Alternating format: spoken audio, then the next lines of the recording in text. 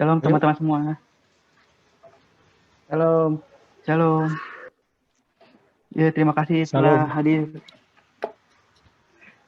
Terima kasih telah hadir di acara pagi hari ini bersama saya Iko Saptian dan ada dari Abang Jimmy dari alumni PMKT. Mungkin Abang Jimmy mau memperkenalkan dirinya ke para partisipan. Yuk, shalom semua. Shalom, Bang. Halo, Bang. Ya, saya Jimmy, cocoknya jadi bapak kalian karena saya sipil angkatan 83. Jadi sekarang kerja di grupnya Era Jaya Group dan kerjaannya itu sudah kalau Gunawan bilang yang kerja di bank tersesat di jalan yang benar gitu. Karena saya dulu awalnya memang kerja di project, sudah itu terakhir ini kerja sebagai human capital ya atau HRD di Era Jaya Group. Era Jaya itu bergerak di bidang retail distribusi, mungkin tahunya itu adalah Erafone, iBox dan lain-lainnya. Jadi jualan handphone, IoT, produk dan sebagainya. Saya kira saya sudah married, punya 2 anak. Anak saya juga lagi kuliah dua-dua. Kuliahnya memang di luar tapi sekarang lagi sedang di sini karena online seperti kalian juga. Cuman mereka mungkin agak berbeda dengan kalian karena waktunya 12 jam selisihnya, jadi mereka kayak kalong gitu. Kuliahnya malam, tidurnya siang di sini. Tapi masih sehat kan, Bang? Saya kira gitu. Hah? Masih sehat kan, Bang? Loh iya kan, mereka bangunnya itu, mereka belajarnya itu mulai dari jam 8, jam 9 malam gitu sampai pagi. Jam 9 gitu tidur lagi mereka sampai jam-jam 3 gitu, jam 4. Kita juga mahasiswa juga. Saya kira gitu. Iya. Kenapa kok? Ya, kita mahasiswa juga seperti anak bapak sepertinya kalong juga kerjain tugas malam-malam. Dan kami ini apa ya? Nanti sambil jalan aja kalau ada apa-apa bisa ditanya lagi deh tentang saya. Iya, gak apa-apa. Nanti saya tanyakan juga dulu. Boleh. Iya, aku ini mau bertanya, penasaran Kak. Dulu Kakak waktu kuliah tuh mirip, ya mungkin nggak mirip kayak gini juga ya, tapi mungkin Kakak bisa ceritakan gitu pengalaman Kakak dulu waktu kuliah seperti apa? Saya kuliah saya itu sebenarnya nggak perlu ditiru gitu, Kak Ling tahu lah. Ya saya dulu itu sebenarnya kuliah itu saya di sipil, tetapi saya juga memang terlibat banyak di pelayanan gitu. Jadi dulu saya itu sebenarnya banyak di PMKY pada waktu itu masih transisi dan banyak pengembangan kampus juga. Jadi cuman aneh pada waktu itu saya banyak di PMKY saya sempat sampai jadi koordinator umumnya PMKY. Tetapi saya itu selalu kos dengan orang-orang teknik gitu PMKT. Jadi masa saya sebenarnya adalah mulai adanya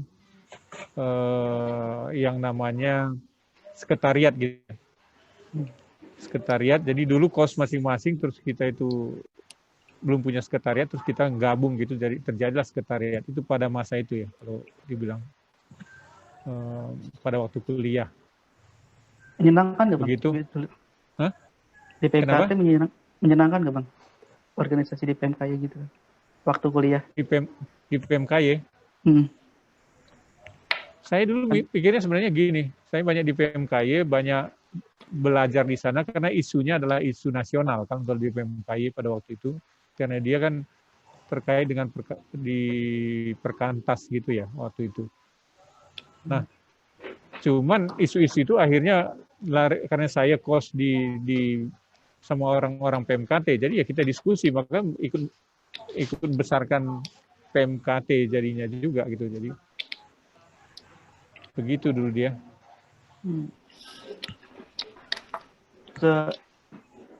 Apa ya Bang? ketika abang mengikuti organisasi itu kan karena alasan isu nasional, dan kebanyakan dari kita untuk yang sekarang kan kita ikut ikut organisasi itu karena alasannya udah beda ya, bukan isu nasional lagi kan bang. Biasanya kita ikut organisasi itu karena alasan soft skill kebanyakan, karena aku dengar juga teman-teman juga pada minta karena soft skill. Nah itu tuh bisa, kata abang, bisa dibenarkan nggak bang ketika kita bikin karena alasan soft skill itu? Kenapa? Sorry? Kan kita biasanya ikut organisasi itu karena alasan soft skill, dan itu kira-kira kata abang, menurut abang bisa dibenarkan nggak bang? Iya, justru sangat benar itu, sangat benar. Jadi maksud saya isu nasional itu tadi itu adalah lebih kepada wawasannya gitu. Tetapi kalau kita ngomongin tentang bukan soft skill saja sebenarnya kalau di persekutuan itu yang saya rasakan itu, tapi justru technical skill-nya, technical kompetensinya gitu. Kalau soft, kita ngomongin soft, benar juga gitu, benar di mana kita itu kadang-kadang diuji kesabaran kayak gitu ya, diuji banyak hal yang sifatnya itu membentuk karakternya kita. Tetapi secara teknikal, misalnya model kayak gini lah, kalian sudah mulai belajar untuk, kita sudah mulai belajar untuk berdiskusi, itu kan nanti berguna buat negosiasi gitu. Itu kan technical kompetensi yang dibutuhkan dalam dunia kerja. Kita belajar program planning itu juga dibutuhkan di dunia kerja gitu. Dan banyak hal yang lain kan. Dan kira-kira apakah itu emang sementing itu ya, sebuah soft skill itu untuk dunia kerja, untuk masalahnya kayak tadi misalnya untuk berargumen, untuk kita ngobrol itu sama yang kan banyak soft skill kayak misalnya leadership juga ada kan di dalam sebuah organisasi. Dan apakah sangat penting soft skill itu di dalam tempat dunia kerja? Ya, justru penting. Itu yang akan menentukan sebenarnya karir kita itu ke depan mau seperti apa. Kita mau spesialis atau menjadi generalis dalam arti akhirnya menjadi leader di organisasi gitu. Kalau mau spesialis sebenarnya leadership itu tidak terlalu dibutuhkan, tapi yang paling dibutuhkan itu adalah technical kompetensi. Jadi misalnya kalau Anda sebagai seorang teknik sipil, Anda terus belajar S2, S3 terkait dengan bidang itu, Anda menjadi spesialis gitu. Tetapi kalau kita ngomongin tentang leadership, itu kan memanage organisasi, memanage orang gitu. Maka sangat dibutuhkan ke depannya di dalam dunia kerja. Ya, model-model seperti itu. Termasuk yang saya bilang tadi itu,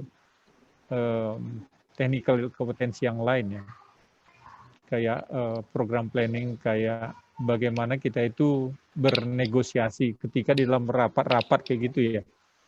Kita itu kadang-kadang harus belajar bagaimana mengcounter omongan orang lain dengan cara yang pas gitu. Bukan emosional, tetapi bagaimana kita itu akhirnya bisa mengerti gitu, mengerti orang lain maunya seperti apa sehingga kita juga bisa mengeluarkan ide dan sebagainya. Nah, itu bisa diasah sejak dari mahasiswa. Dan itu yang penting, itu yang membuat sebenarnya keunggulan yang berbeda nantinya pada waktu dunia kerja.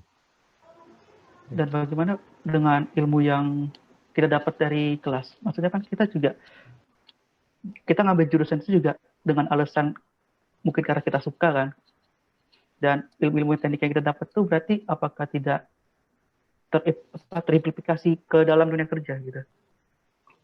Nah, makanya saya bilang tadi itu pilihan di dunia kerja itu mau jadi spesialis atau menjadi generalis gitu. Spesialis ya kerjanya di bidang itu terus menerus gitu. Tapi kalau Anda sebagai seorang generalis, pilihannya maka Anda di organisasi itu sebenarnya bisa berpindah-pindah di mana-mana. Perusahaan yang besar sebenarnya kalau dilihat leadernya semakin ke atas, maka dia sebenarnya background-nya itu bisa macam-macam. Tidak ada di satu bidang tertentu gitu, tetapi bisa dari bermacam-macam bidang yang lain. Gitu. Itu dia pentingnya maksud saya. Tetapi yang lain juga yang perlu mungkin harus disadarin bahwa dunia kerja itu selalu berubah gitu.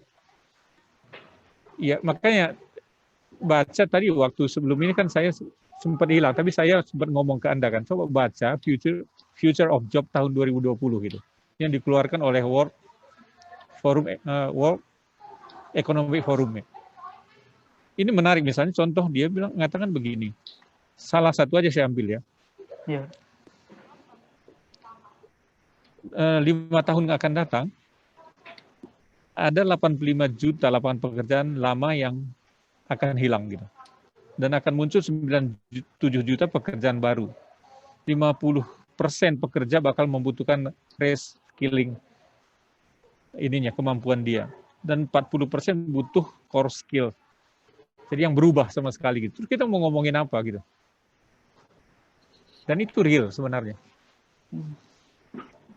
Dan berarti ini apa ya? Kayak aku justru malah kalau dengar itu malah jadi kayak merasa sebenarnya aku tuh jalan jurusan atau enggak ya? Dan apakah sebenarnya benar tidak terpakai itu kan berarti tergantung kitanya kan. Berarti apakah mau jadi spesialis atau mau jadi generalis. Dan ketika kita bisa memilih untuk jadi generalis, berarti kita bisa memilih untuk terus-terusan berorganisasi dan bisa menduakan menjadi kedua dari apa namanya ilmu-ilmu yang di kelas. Kira-kira apakah itu bisa dibenarkan? Jadi kita Enggak juga. Jadi maksud saya sih tadi itu bukan berarti kalau dia mau spesialis nggak perlu organisasi gitu, enggak. Karena di spesialis juga pasti akan ada karir di situ. Ya kan, karir. Walaupun mungkin ada 1-2 spesialis betul-betul dia sendirian gitu. Tetapi banyak juga spesialis misalnya di bidang tertentu kayak gitu dia ada organisasinya juga. Cuman sempit biasanya. Ya. Bagaimana seorang spesialis akhirnya menjadi seorang CEO misalnya kayak gitu. Agak sulit kecuali kalau dia yang punya perusahaannya. Tetapi begitu dia jadi seorang CEO, maka dia juga akan memanage bidang-bidang yang lain. Kan? Jadi, cuman maksud saya gini loh, hati-hati dengan yang saya bilang tadi itu. Bukan maksud saya mendikotomikan, cuman kita nggak tahu sebenarnya ke depannya itu mau seperti apa. Jadi sebenarnya di dunia mahasiswa menurut saya sih pelajarin apa saja gitu. Iya kan, karena kita nggak tahu. Dan aku pikirkan itu berarti apa ya? Ketika kita mengambil apa? Saya juga merasakan apa ya? Pengen coba apa saja sebenarnya. Dan pernah mencoba jadi peserta juga pernah. Terus ikuti ini juga acara ini kayak begini juga pernah juga. Dan coba banyak hal dan itu justru malah menurunkan IP saya. Itu dari pengalaman saya. Dan ketika IP saya turun itu kira-kira apakah berarti peluang saya untuk bekerja juga ikut berkurang gitu? Karena kan IPK juga kalau dilihat dari dilihat dari banyak lowongan pekerjaan itu dibutuhkan gitu IPK, bahkan sampai IPK 3. Apakah sebenarnya IPK itu benar-benar dibutuhkan sehingga kerja? Iya, betul. Di tim saya yang ngurusin talent acquisition atau recruitment juga pasti mereka punya parameter. Kita selalu mengatakan ada beberapa parameter awal ketika orang masuk ke satu bidang tertentu. Atau misalnya kita ada open position seperti kayak gitu. Biasanya sudah ada kriterianya untuk new hire atau new graduate kayak gitu ya, untuk lulusan baru. Pasti sudah ada kriterianya seperti apa kayak gitu ya. Salah satu mungkin IP. Nah, cuma maksud saya begini, yang paling bagus tentunya lah IP-nya bagus, tapi juga aktif gitu. Tapi itu kan kecil dia persentasenya. Tetapi kalau tanya saya seperti apa, IP bagus itu memang membuat orang gampang masuk. Ya, lebih mudah masuk mungkin dengan IP yang enggak. Tetapi di dalam karir berikutnya itu tidak menjamin gitu. Tidak menjamin seseorang itu akan lebih berhasil dengan IP-nya yang lebih kecil, lebih rendah, tetapi punya kompetensi yang lain terkait dengan kebutuhan di dunia kerja. Jadi ngelihatnya itu nggak bisa sepotong-sepotong, karena sering saya bilang bahwa hidup kita ini sebenarnya kayak maraton, bukan sprint. Kalau sprint sih gampang, udah IP bagus masuk, sudah selesai gitu. Masalahnya begitu orang masuk, disitulah kompetensi sebenarnya, situlah kompetisi sebenarnya sudah dimulai gitu. Maka kadang-kadang kelihatan ada orang cepat gitu. Mungkin kalian juga bisa ngelihat alumni, ada yang cepat kelihatannya gitu, tetapi akhirnya nanti kesalip sama orang yang awalnya kelihatannya nggak terlalu cepat. Ya, karena dia konsisten, kayak orang maraton kayak gitu dia persisten gitu. Terus akhirnya dia bisa ke depan. Nah, itu yang membedakan itu apa? adalah kelengkapan orang itu ketika masuk ke dunia kerja gitu, kompetensi yang lain yang dibutuhkan di dunia kerja. Nah itu yang menarik sebenarnya, yang kalian harus pikirkan dari sekarang. Dan masalah kelengkapan ini apa ya? Sebenarnya kan kalau kita masuk teknik kan sebenarnya udah mengarah ke arah spesialis, kecuali jurusan saya. Jurusan saya teknik fisika emang bukan spesialis ya.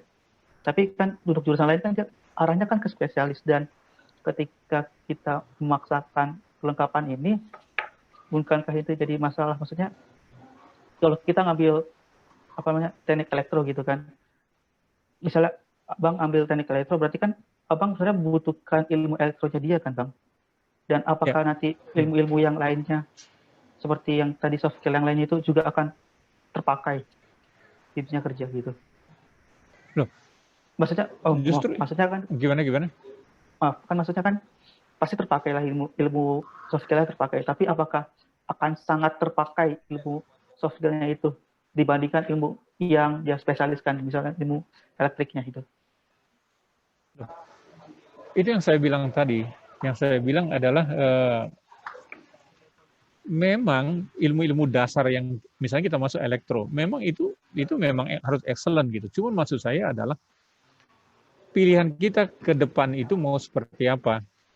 Apakah mau spesialis atau yang lain? Karena sebenarnya kan seperti kalian ini, kenapa kalian sekarang ini memilih untuk aktif di PMKT? Ada orang yang enggak gitu. Yang pure dia kuliah aja gitu. Nah, itu yang akan menjadi pembeda sebenarnya ke depannya. Ketika kalian tanpa sadar gitu, sebenarnya belajar hal-hal yang lain gitu, yang nanti dibutuhkan. Makanya sebenarnya saya sudah ngomong sempat ke Anto dan yang beberapa teman yang lain.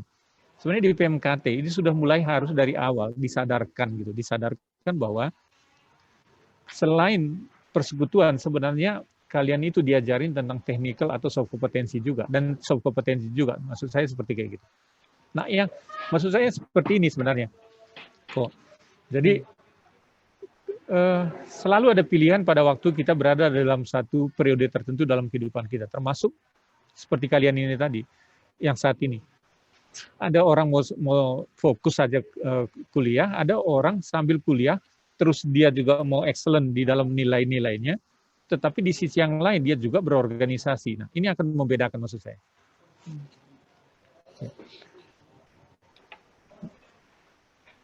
Ya,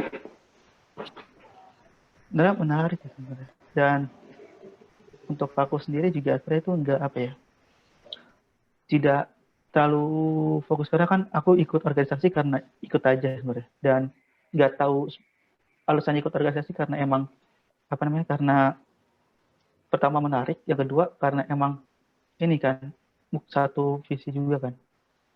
Karena nggak mungkin kalau misalnya tidak menarik ikut suatu organisasi gitu kan. Dan jika kita cuma ikut organisasi saja dengan alasan apa ya, menurut aku kalau dengan alasan untuk membuat soft skill justru malah merasa tidak menyenangkan gitu, kayak terpaksa. Gimana? Ya karena merasa kayak terpaksa gitu kalau misalnya cuma ikut organisasi tapi untuk mengembangkan soft skill gitu, karena kayak sangat maksa. Karena ada yang bahkan beberapa orang yang kayak bikin jargonnya itu soft skill itu 80%, hard skill-nya 20% gitu kan. Jadi kayak saya merasa kayak apa ya, emang sepenting itu soft skill kan. Dan ketika abang bicarain tentang sepentingnya sebuah soft skill di dunia kerja nanti, saya cukup tersadarkan juga berapa pentingnya soft skill itu kan. Apalagi nanti pada bagian-bagian generalisnya, ketika nanti ada berapa nanti beberapa bidang. Dan apa ya, yang terpikirkan itu apa ya, dulu ada yang mau nanya ini apa ya, soal deadline. Kan nggak semua mahasiswa itu kan dia suka cepat gitu kan ngerjain tugas gitu kan. Dan deadline itu kadang jadi momok, jadi masalah. Di dunia kerja nanti misalnya kita mengerjakan suatu secara deadline itu akan berpengaruh nggak bang? Maksudnya secara deadline gimana? Bisa Secara deadline itu maksudnya jelas. kita kerjain tuh pas-pasan terus waktu. Iya, pengaruh itu kan balik lagi gimana kita ngomongin tentang time management kan. Itu juga yang kadang yang mestinya tanpa sadar kalian pelajarin pada waktu kalian berorganisasi di mahasiswa. Jadi maksud saya gini loh, yang apa sih yang membedakan antara satu orang dengan orang lain di dalam dunia kerja gitu. Saya sering ngomong itu pada waktu memberikan apa seperti pengantar ketika ada satu kelas kayak gitu ya. Apa yang membedakan ketika orang sama-sama belajar kayak gitu? Apa yang membedakan antara satu dengan yang lain? Karena kalau udah di dunia kerja, saya sering juga ngomong bahwa kalian lihat kiri kanan itu adalah sebenarnya kompetitor kalian gitu di organisasi ke depannya. Jadi yang membedakan itu adalah bagaimana orang memanage gitu, memanage proses. Goal kan jelas di depan itu goal. Misalnya kalau kalian mahasiswa, goalnya itu adalah lulus dengan IP sekian gitu, terus kerja gitu. Tetapi kan parameter dari goalnya itu kan bisa beda-beda orang. Saya lulus dengan IP sekian, tapi di balik itu saya prosesnya begini gitu. Tapi ada orang ya pokoknya saya lulus saja gitu. Nah, itu yang membedakan sebenarnya dengan yang lain. Termasuk yang tadi itu kalau ngomongin deadline itu. Ada orang sudah belajar dari awal, ya saya memanage waktu saya dengan pas, gitu. Dengan benar sebenarnya. Itu akan berpengaruh dalam dunia kerja juga. Gitu. Kalau orang belajar bagaimana manage waktunya dengan baik, maka sebenarnya juga nanti dia akan ketika banyak kerjaan yang dia bisa handle, dia bisa manage juga kan. Misalnya model-model sesimpel itu contohnya. Iya. Dan ini ada yang menarik menurut saya. Karena tadi kan Abang menjelaskan tentang kompetitor ya. Kita kanan kiri kita itu sebenarnya kompetitor. Dan di organisasi kita juga sebenarnya juga diajarkan tidak cuma kompetisi, tapi juga mengajarkan tentang kolaborasi. Dan apakah nanti di dunia kerja itu kita emang harus berkompetisi sekalian kita harus berkolaborasi gitu? Apakah itu tidak menimbulkan masalah ketika kita harus berkompetisi, tapi kita juga harus berkolaborasi gitu dengan teman-teman yang lain? Iya benar. Satu sisi maksud saya kompetitor itu bukan akhirnya jadi negatif gitu. Jadi bersaing secara nggak fair gitu. Ya. Justru sebaliknya gitu. Kompetitor itu mesti jalan dengan aturan yang main. Maka semakin organisasinya matang sebenarnya sudah ada dia jelas karir path-nya dan jelas juga apa yang harus dilakukan supaya bisa sampai ke next level misalnya kayak gitu. Jadi sudah ada dia modul-modul learning-nya, termasuk dia penugasannya seperti apa dan sebagainya. Nah, yang saya maksud dengan kompetisi itu tadi adalah bagaimana orang ngikutin role-nya itu ya, rule-nya itu juga gitu. Jadi bagaimana dia terus mengikuti aturan-aturan dan menyelesaikan tugas-tugas yang ada itu. Nah, maksudnya seperti itu kompetisinya. Ya, bukan saling menjatuhkan. Nah, mengenai kolaborasi justru bagaimana orang bisa berkembang di dalam satu organisasi tentunya melalui kolaborasi justru. Nangkap ya. Karena semakin besar organisasinya, tidak mungkin tanpa kolaborasi. Di dalam kolaborasi itulah sebenarnya muncul tantangan-tantangan yang ada gitu. Contoh, kadang-kadang di dalam dunia kerja ada satu proyek misalnya kayak gitu. Sudah delegasikan ke masing-masing bagian. Baik itu personal atau divisi misalnya kayak gitu. Sudah ada dia dibagikan. Nah, supaya goalnya tercapai, maka sebenarnya masing-masing orang ini atau divisi ini harus berkolaborasi. Nah, justru di dalam kolaborasi inilah kadang-kadang timbul banyak permasalahan gitu. Nah, ini juga yang akan membedakan satu dengan yang lain. Bagaimana orang itu bisa mengerti untuk bisa menyelesaikan proyek itu dengan bagiannya. Kadang-kadang kan orang lain itu nggak jalan misalnya kayak gitu. Tapi semakin orang itu bisa akhirnya menginfluence orang itu dengan orang lain itu sehingga dia juga bisa mengerjakannya. Di situ kan sebenarnya gesekan-gesekan yang positif gitu. Dan yang membuat orang itu akhirnya kompetensinya naik. Nangkap ya maksudnya. Jadi di dalam kerjasama itulah, kolaborasi itulah banyak hal yang bisa membuat orang itu berkembang gitu, berkembang. Jadi dan tanpa kolaborasi sebenarnya proyek itu juga nggak bisa jalan. Ya. Nangkap ya maksudnya. Kalau organisasinya besar gitu. Ya. Jadi itu yang saya maksudkan tadi itu antara kompetisi dengan kompetitor dengan kolaborasi. Itu saling melengkapi sebenarnya dalam dunia kerja. Dengan kolaborasi, tetapi juga ada kompetisi di situ. Terus apakah tidak apa ya, berarti apa ya, yang tangkap aku berarti kolaborasi itu justru diperlukan dan kompetisi itu terjadi karena ketika berjalannya sebuah kolaborasi berarti ya Pak. Ya, betul, betul. Karena kadang-kadang gini loh, dalam kolaborasi itu ada orang yang itu common banget, sering banget gitu.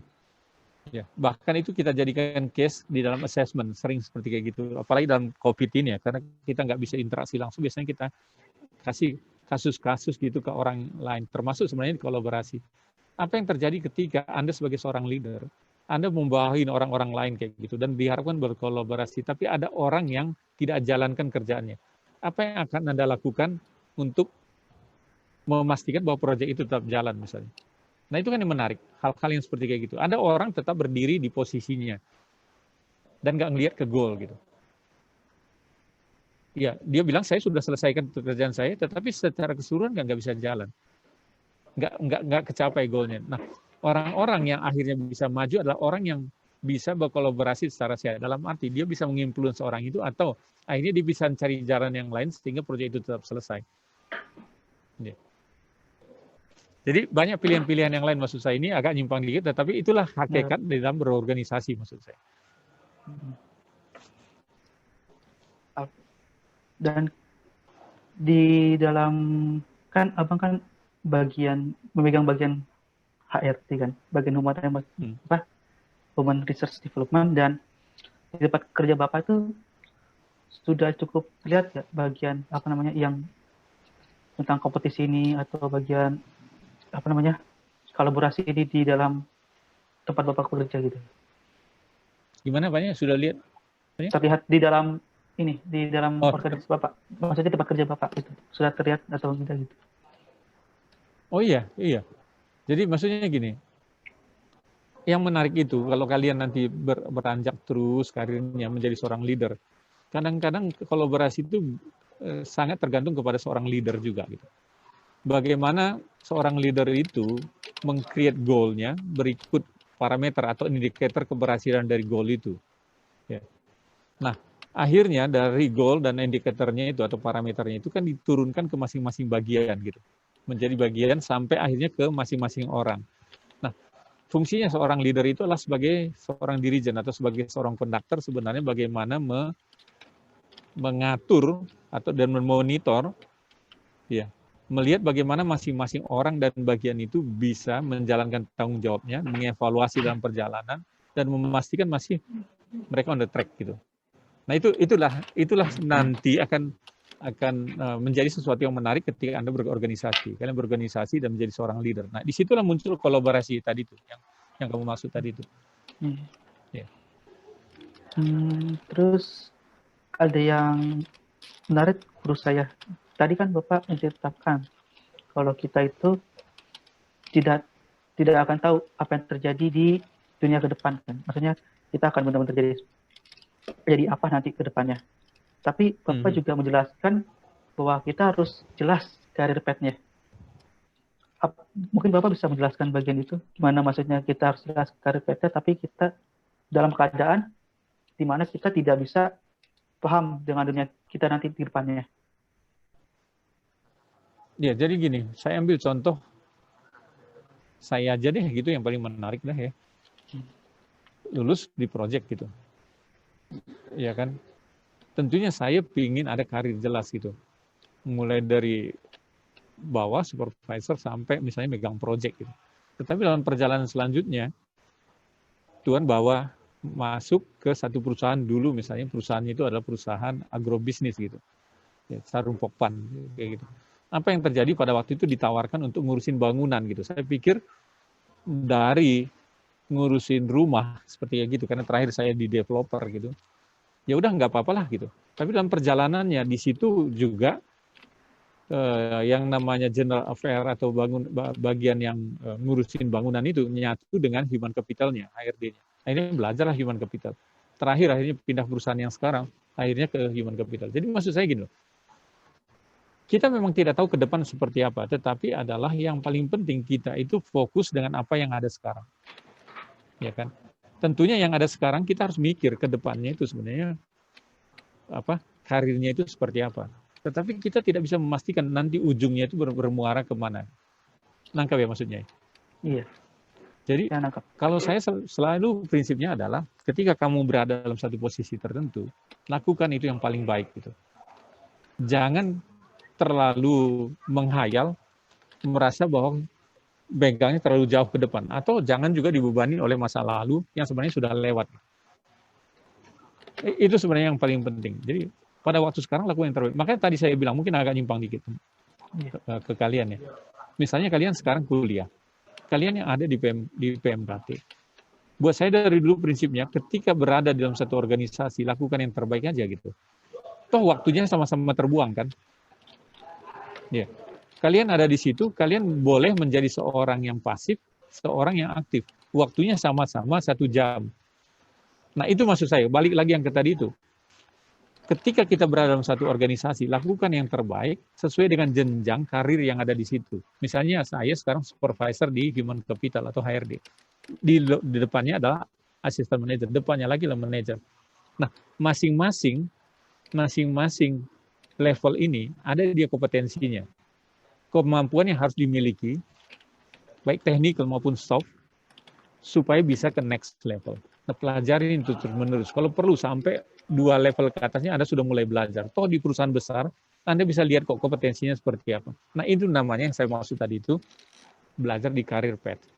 Ya, belajar di karir yang ada. Tetapi kalau ke depannya nanti seperti apa lagi, sebenarnya Tuhan bisa bukakan aja gitu. Tetapi kita sudah siap kalau kita punya mindset, punya karakter yang memang sudah fix gitu loh. Jadi seorang pekerja yang memang mampu bertanggung jawab di setiap tanggung jawab yang diberikan kepada dia. Nah, itu yang paling penting menurut saya.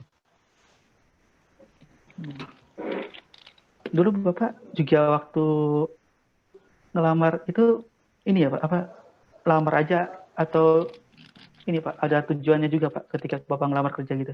Misalnya Bapak mau sipil, ya udah saya mau cari kerja yang cuma bangun aja. Atau mungkin ketika ada pekerjaan, misalnya pekerjaan yang lain, Bapak ngambil kerjaan itu. Apakah Bapak waktu setelah lulus ambil apa aja? Atau emang ada tujuannya mau ngambil apa ketika Bapak lulus waktu itu? Ini sekarang sudah berubah dari abang jadi bapak. Oh iya, abang, maaf Bang. Nanti berikutnya nggak tahu lagi dari om. Iya. Serius.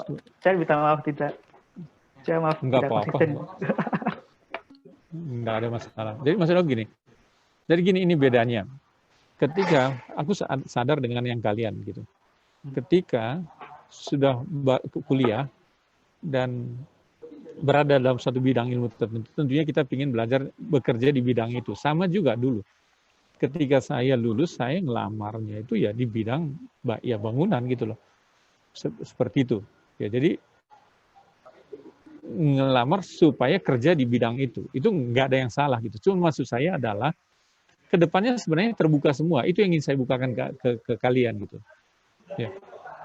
Jadi jangan kita mau tetap kerja di situ saja, bisa jadi nanti akan terbuka ke bidang yang lain. Jadi dan itu yang mindset yang harus dibuka dari sekarang, bahwa ketika Anda bekerja di satu bidang tertentu, lakukan yang terbaik. Tapi ke depannya nanti mau seperti apa, itu hal yang lain. Jadi kalau dibilang saya ngelamar nggak? Ya di awalnya saya ngelamar, tetapi memang dalam periode-periode berikutnya saya kebanyakan memang ditarik orang gitu. Jadi saya sih lihatnya begitu kok. Karena dari kita tuh apa ya? Justru yang mahasiswa-mahasiswa yang sudah ke depan, apalagi COVID begini kan, kita sebenarnya juga bingung sebenarnya. Kita mau apa yang akan kami lakukan, apa yang kita akan lakukan, dan dunia kerja juga kebanyakan juga pada makin lama makin sempit karena COVID gitu kan. Enggak. Enggak. Berarti seperti yang aku bilang tadi, bidang pekerjaan yang berbeda gitu. Makanya gitu, ada gap gitu. Ada gap antara dunia kerja dengan dunia kuliah. dunia kuliah itu masih banyak belajar tentang kerjaan-kerjaan masa lalu. Sementara sekarang banyak kerjaan-kerjaan masa sekarang yang agak terputus dengan mata kuliah sekarang ini gitu. Dan putusnya itu sangat jauh apa benar-benar terputus? Lihat tadi ini yang gue bilang tadi, 5 tahun ke depan 97 pekerjaan 85 juta lapangan pekerjaan lama kan itu hilang, 97 pekerjaan baru. Ya, jadi ada dia kerja di maksudnya gini loh. Dan ada pekerjaan yang sekarang memang kerjanya A misalnya kayak gitu, tetapi butuh ada perubahan skill gitu. Itu sebanyak 50%, tetapi akan muncul 40% core skill baru yang belum tentu itu diajarkan di dunia kuliah gitu. Nangkap ya? Nangkap. Maksudnya. Terus yang Jadi, berikutnya lagi misalnya dikatakan bahwa 84% perusahaan sekarang ini akan lari ke digitalisasi atau mempercepat digitalisasi dalam proses di dunia kerja, di bidang masing-masing dunia kerja. Jadi memang kalian bingung itu wajar aja gitu. Tetapi bukan berarti nggak ada lapangan pekerjaan, cuman memang agak berubah dia pada masa sekarang.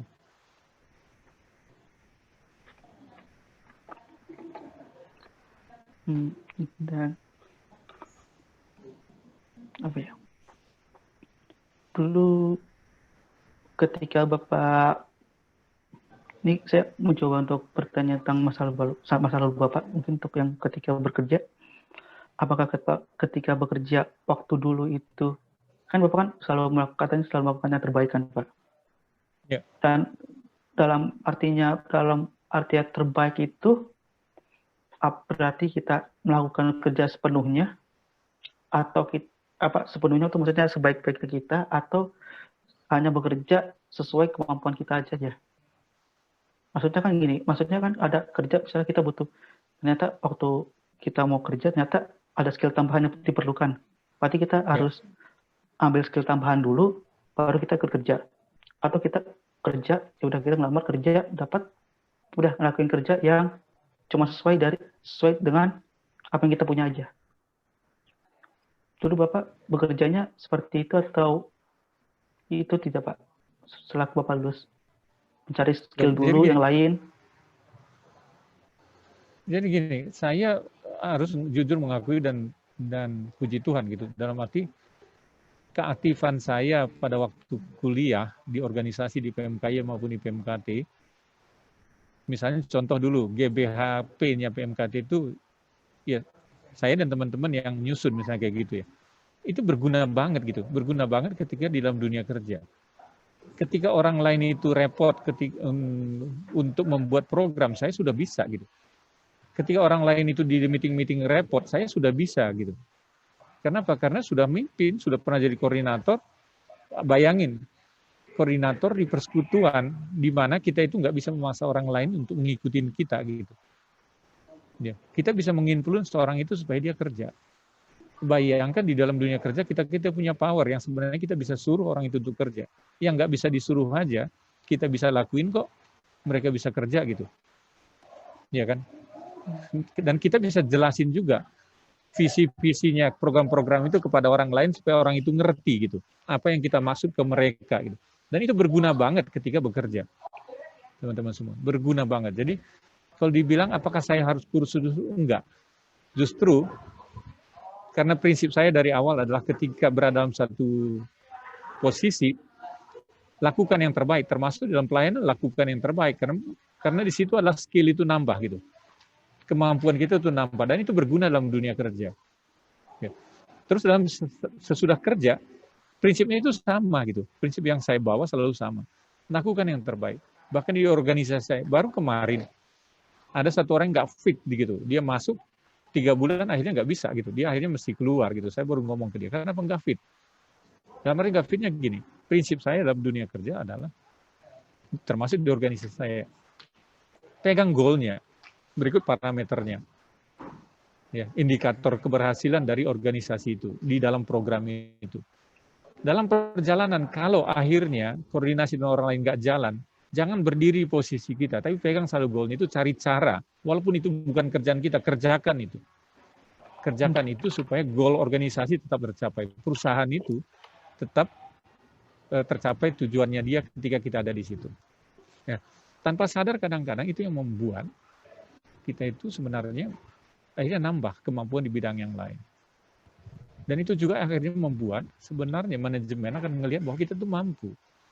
Mau di bidang apapun juga mampu gitu, melakukan sesuatu yang mereka percayakan ke kita. Nangkap ya logikanya yang dibangun. Itu Kalau sebenarnya aku, menjadi ciri khas pembeda. Kalau aku nangkapnya berarti walaupun kita, yang penting itu yang kita pegang itu adalah goal ya. Goalnya itu berarti termasuk visi dan misinya kan, Kak? Oh iya, jadi gini. Yang sering salah itu atau sering itu misalnya PMKT menjadikan alumni bla bla bla bla, tapi kita nggak pernah buat sebenarnya alumni yang bla bla itu apa sih indikatornya atau parameternya, ya kan? Misalnya kalian, saya lulus 5 tahun dengan lulus 4 tahun misalnya gitu, 3,5 tahun, mestinya ada parameter di situ. Saya lulus 3,5 tahun dengan IP ini, dengan kemampuan ini, dengan kemampuan ini, dengan kemampuan ini, misalnya seperti kayak gitu. Ya. Kalau itu kita pegang, sebenarnya cara itu menjadi satu hal yang berbeda. Apa menjadi sesuatu yang bukan terlalu penting lagi. Mungkin ini agak sulit kan Pak. Jadi maksudnya gini, banyak orang terpaku dengan cara, lupa dengan goalnya. Sebenarnya kalau kalian mau cepat berkembang, pegang goal dengan parameternya, cari cara secara kreatif untuk sampai ke situ gitu. Misalnya kalian dari Bekasi pergi ke Jogja. Mesti jelas di Jogja itu nanti sampai jam berapa, ya kan? Dan beberapa indikator yang lain. Kalau kalian sudah tentuin cara dari Bekasi ke Semarang, tahu-tahu di Semarang macet, terus kalian nanti berhenti, terus banyak orang mengatakan, ya saya nggak bisa sampai ke Jogja dengan jam sekian. Kenapa? Karena macet gitu. Padahal banyak alternatif yang lain. Kenapa kalian nggak lihat Google?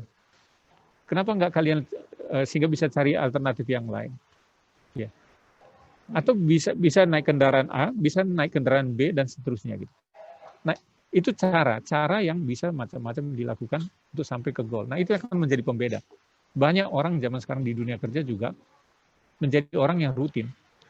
Ketika nggak bisa jalan, nyalahin orang lain gitu. Iya, orang itu nggak ngasih materi dari dia sehingga saya nggak bisa kerja dan sebagainya. Atau bahkan kadang-kadang konyol. Saya sudah email, tapi dia nggak baca, berarti salahnya dia gitu. Terus proyeknya nggak selesai dan nggak merasa bersalah gitu. Kan ngaco. Saya sering katakan lah, kalau internetnya macet gitu, kamu sudah email, terus kamu diam, kan masih ada bisa WA. Kalau perlu telepon, kalau perlu datangin.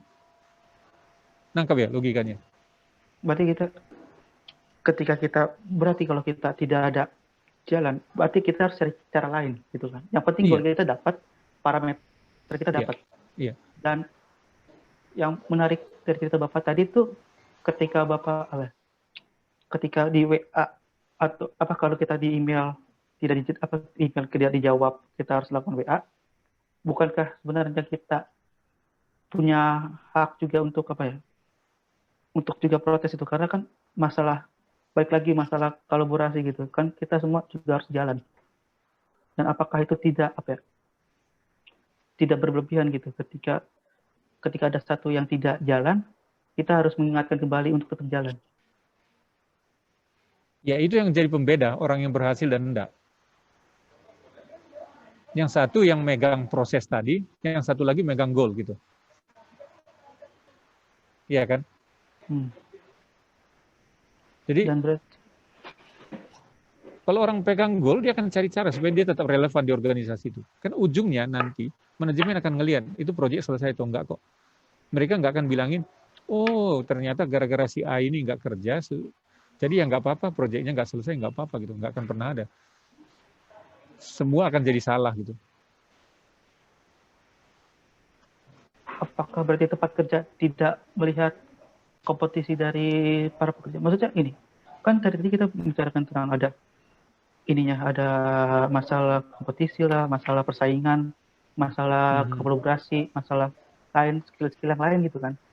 Dan ketika perusahaan cuman butuh goal aja, apakah sebenarnya perusahaan peduli gitu terhadap kerja kita, terhadap pekerjanya? Beda lagi. Satu sisi ada bedanya. Jadi maksud saya gini loh, perusahaan yang besar, dia sudah ngerancang yang namanya, aku tadi bilang itu, ada dia namanya kompetensi. Kompetensi diturunkan ke masing-masing organisasi diturunkan ke level, ya kan, ke masing-masing orang gitu. Nah, itu yang harus dipelajari, yang meningkatkan kompetensi seseorang gitu, yang bisa dia menjadi karir ke depan. Nah, sebenarnya di dalam perjalanan kompetensi seseorang akan nambah ketika ada masalah-masalah ini tadi itu. Dan itu yang akan menjadi pembedaan antara seorang talent dengan yang lain. Talent adalah seseorang yang akhirnya, kalau dia menjadi leader di kemudian hari, ada orang yang menyelesaikan masalah. Apa sih kerjaan seorang leader? Menyelesaikan masalah kok. Bukan bicarain masalah gitu. Ya. Nangkap nggak ya, maksudnya?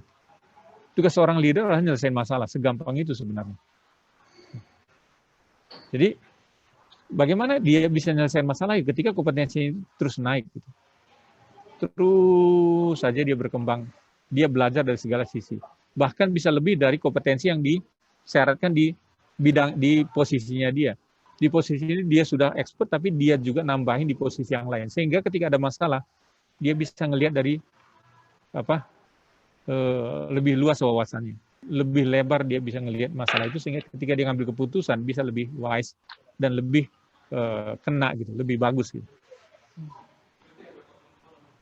Dan ini menurut aku menjadi masalah ketika kita, ini kan ketika dalam dunia kerja kan, kita mungkin secara tidak langsung dapatkan skill yang lain. Tapi kalau misalnya dalam kita kuliah mencari skill lain itu kan malah menjadi masalah, karena kita nggak bisa nangkep dua hal secara bersamaan. Dan banyakkan skill itu harus kita tangkap secara bersamaan. Berarti apakah kita semakin apakah berarti fresh graduate itu tidak terlalu berkompetensi di dalam dunia kerja gitu daripada orang berpengalaman? Jadi gini loh, pernah penelitian kan otak manusia itu digunakan paling 15-20% ya, 30% sampai dia dibawa dikubur gitu. Jadi saya nggak pernah percaya sebenarnya orang itu mengatakan bahwa saya udah terbatas segini gitu.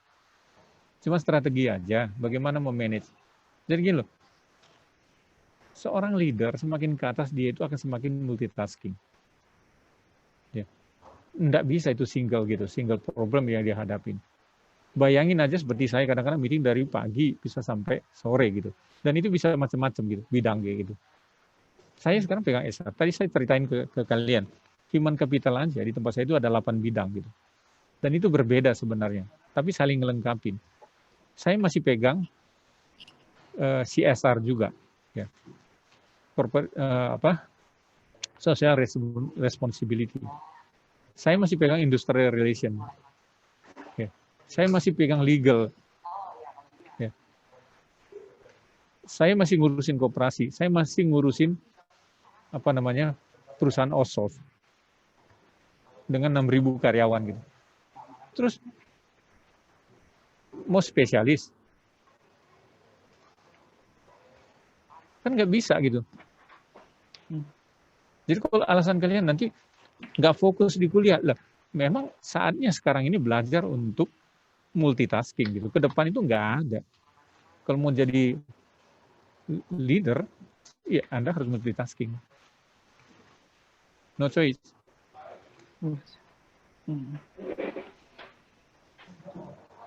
Dan berarti tidak ada. Dan apakah berarti nanti yang kan fresh graduate ini berarti yang pengalamannya lebih rendah ini tidak lebih baik daripada orang yang sudah berpengalaman dalam kerja misalnya setahun atau 2 tahun tidak kerja? Maksudnya nggak lebih baik gimana? Maksudnya begini, kan fresh graduate itu dia ilmunya tidak lebih banyak daripada orang yang pernah bekerja di dalam 1 tahun atau 2 tahun dia bekerja. Dan kebanyakan bisa. Ya, dan biasanya dari dunia kerja tuh bahkan sampai ada meme gitu kan, kalau kita kerja tapi lowongannya butuh pengalaman. Kita butuh pengalaman tapi ternyata kita butuh kerja. Itu kan agak ambigu kan. Dan apakah berarti kita tidak bisa berkompetisi yang fresh graduate dengan orang yang berpengalaman gitu? di dunia kerja dalam waktu misalnya dalam waktu setahun atau 2 tahun? Jadi balik lagi, jadi gini, sebenarnya semakin perusahaan itu semakin sehat dia, atau dalam arti gini, semakin perusahaan itu punya alat ukur untuk menilai orang, maka sebenarnya hal-hal seperti itu akan semakin tereduksi. Jadi contoh kayak gini, ada orang yang spesialis banget, ya, spesialis banget, dia sudah kerja 1 tahun, tapi ada yang orang fresh, tetapi di dalam CV-nya dia kelihatan dia berorganisasi. Dan kita tahu organisasinya, karena kita juga tracking kadang-kadang medsosnya, media sosialnya. Maka hati-hati. Kalian yang bermedia sosial sekarang ini, itu menjadi salah satu referensinya kita. Kalau aneh-aneh udah pasti dibuang aja. Gitu. Jadi, kelihatan gitu. Buat saya, seseorang yang sudah kerja 1 tahun dan orang yang fresh tetapi berorganisasi, itu nilainya sama aja. Kalau di bidang yang dia lamar itu, yang dia tuju itu adalah membutuhkan kemampuan nanti orang itu adalah memanage gitu permasalahan atau memanage proses misalnya seperti kayak gitu. Nangkap ya maksudnya. Ya. Jadi yang saya bilang tadi, semakin perusahaannya itu perusahaan yang punya alat ukur yang semakin baik menilai kandidat, itu biasanya pertimbangannya itu akan lebih banyak gitu. Dan alat ukurnya ini apakah tercermin di dalam job list? Maksud job listnya itu maksudnya kan di dalam lamaran itu kan ada ini kan butuh ini. Apakah semua yang ada di dalam lamaran itu tercerminkan semua parameter yang dibutuhkan para perusahaannya yang dibutuhkan? Ya jadi gini. Itu kan idealnya kan seperti kayak gitu. Jadi orang cari pekerja itu selalu pasti buat yang ideal gitu. Tetapi di balik itu nanti ada dia standar minimal gitu. Standar minimal untuk menjadi pertimbangan. Ya. Jadi selalu pinginnya yang komplit, tapi dalam realitasnya kan jarang ada yang komplit gitu. Maka nanti akan ada turun kualifikasinya dibandingin itu semua. Jadi ya persiapkan aja gitu, persiapkan diri Anda sehingga Anda paling tidak memenuhi yang minimal itu tadi. Abang dulu waktu kuliah juga ini Bang, apa mencari kompetisi sampai sedalam itu Bang? Iya. Dulu sih saya nggak terlalu banyak mikir seperti kayak gitu. Cuma dari dulu prinsip saya lakukan yang terbaik ketika Anda berada dalam satu kondisi tertentu itu udah ada dari dulu. Ya, udah ada gitu. Jadi, tetapi kalau dulu apakah saya seperti saya bilang ini belum seperti kayak gitu. Tetapi kalau ditanya sekarang, saya sangat bersyukur gitu. Terima kasih sama Tuhan kayak gitu. Ya, karena saya dipelengkapi pada waktu kuliah dan itu berguna banget, sangat berguna banget ketika dalam dunia kerja. Contohnya yang paling ini teman-teman semua, walaupun saya dari teknik, tetapi karena dulu misalnya contoh kita itu banyak sharing gitu, banyak berdoa terkait dengan permasalahan orang lain. Kita belajar mendengar orang lain, berempati kepada orang lain. Ya. Terus kita tidak sok tahu terhadap permasalahan orang lain. Itu berguna banget sekarang ini misalnya. Ketika saya harus ngomong dengan level-level tertentu, mereka bisa nyaman cerita tentang permasalahan-permasalahan yang ada dan sebagainya. Itu saya kira sih ke karyawan-karyawan kayak gitu sih luar biasa gitu. Dan saya bersyukur dengan itu. Karena banyak masalah akhirnya bisa terselesaikan dengan pendekatan personal seperti itu. Dan ketika secara personal kita terlibat, ini kan di dalam kuliah kerja juga ada. Jadi Bapak yang bilang kan secara personal kita ada yang suka menceritakan juga kan cerita-cerita kita ke tempat ke teman kita atau karyawan kita sebelah kalau misalnya kita bekerja gitu kan. Dan itu apakah tidak bermasalah pada waktu kita bekerja maksudnya secara profesional gitu. Kalau kita ada hubungan emosi emosional gitu terhadap antar karyawannya. Oh, bukan itu maksudnya kalau sampai maksudnya gini loh. Semua orang itu sebenarnya Jadi gini, kan di dunia kerja ada orang mengatakan, waduh atasan itu aneh banget gitu, sulit banget gitu. Jadi orang yang khas banget dia dari sisi leadership-nya gitu. Dia termasuk saya dulu mungkin model-model seperti kayak gitu, sangat saklek gitu dengan aturan-aturan yang ada gitu. Mungkin seperti kamu kok. Nih, lewat 5 menit aja sudah gelisah misalnya kayak gitu kan. Jadi tetapi setiap orang sebenarnya itu ada yang namanya hot button sama cold button. Jadi ada orang yang jangan disentuh bidang itu, sentuh bidang yang lain gitu.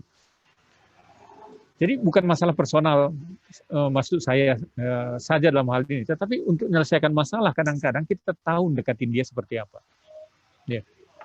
Misalnya atasan yang tidak kepingin diomongin tentang ABC, kita tidak akan ngomongin itu. Kita lebih gampang memappingin orang, udah terbiasa. Oh, dekatin orang seperti ini mestinya begini, dekatin orang ini seperti ini begini dan sebagainya. Bukankah itu yang kita pelajarin ketika kita konseling, belajar untuk mendengarkan orang lain kayak gitu. Kita nggak bisa terapkan satu penyelesaian yang satu ke penyelesaian ke orang yang lain gitu. Nah itu udah terbiasa. Jadi ini bukan semata-mata masalah personal dalam arti hal-hal yang pribadi, tetapi pekerjaan itu kadang-kadang permasalahan di dalam satu organisasi kadang-kadang bisa dideketin dengan cara pendekatan personal dulu, terutama untuk leader-leader seperti kayak gitu. Nangkap ya maksudnya? Ya, nangkap maksudnya. Dan apakah itu sudah menjadi budaya di tempat kerja Bapak untuk mendengarkan orang lain gitu? Loh, saya kira setiap company membutuhkan hal yang seperti kayak gitu. Semua orang itu ingin didengar sebenarnya. Pernah didengar, ingin dihargain, ya, ingin dimengerti, ya, ingin dikembangkan gitu dan sebagainya. Ingin dia itu dengerin gitu.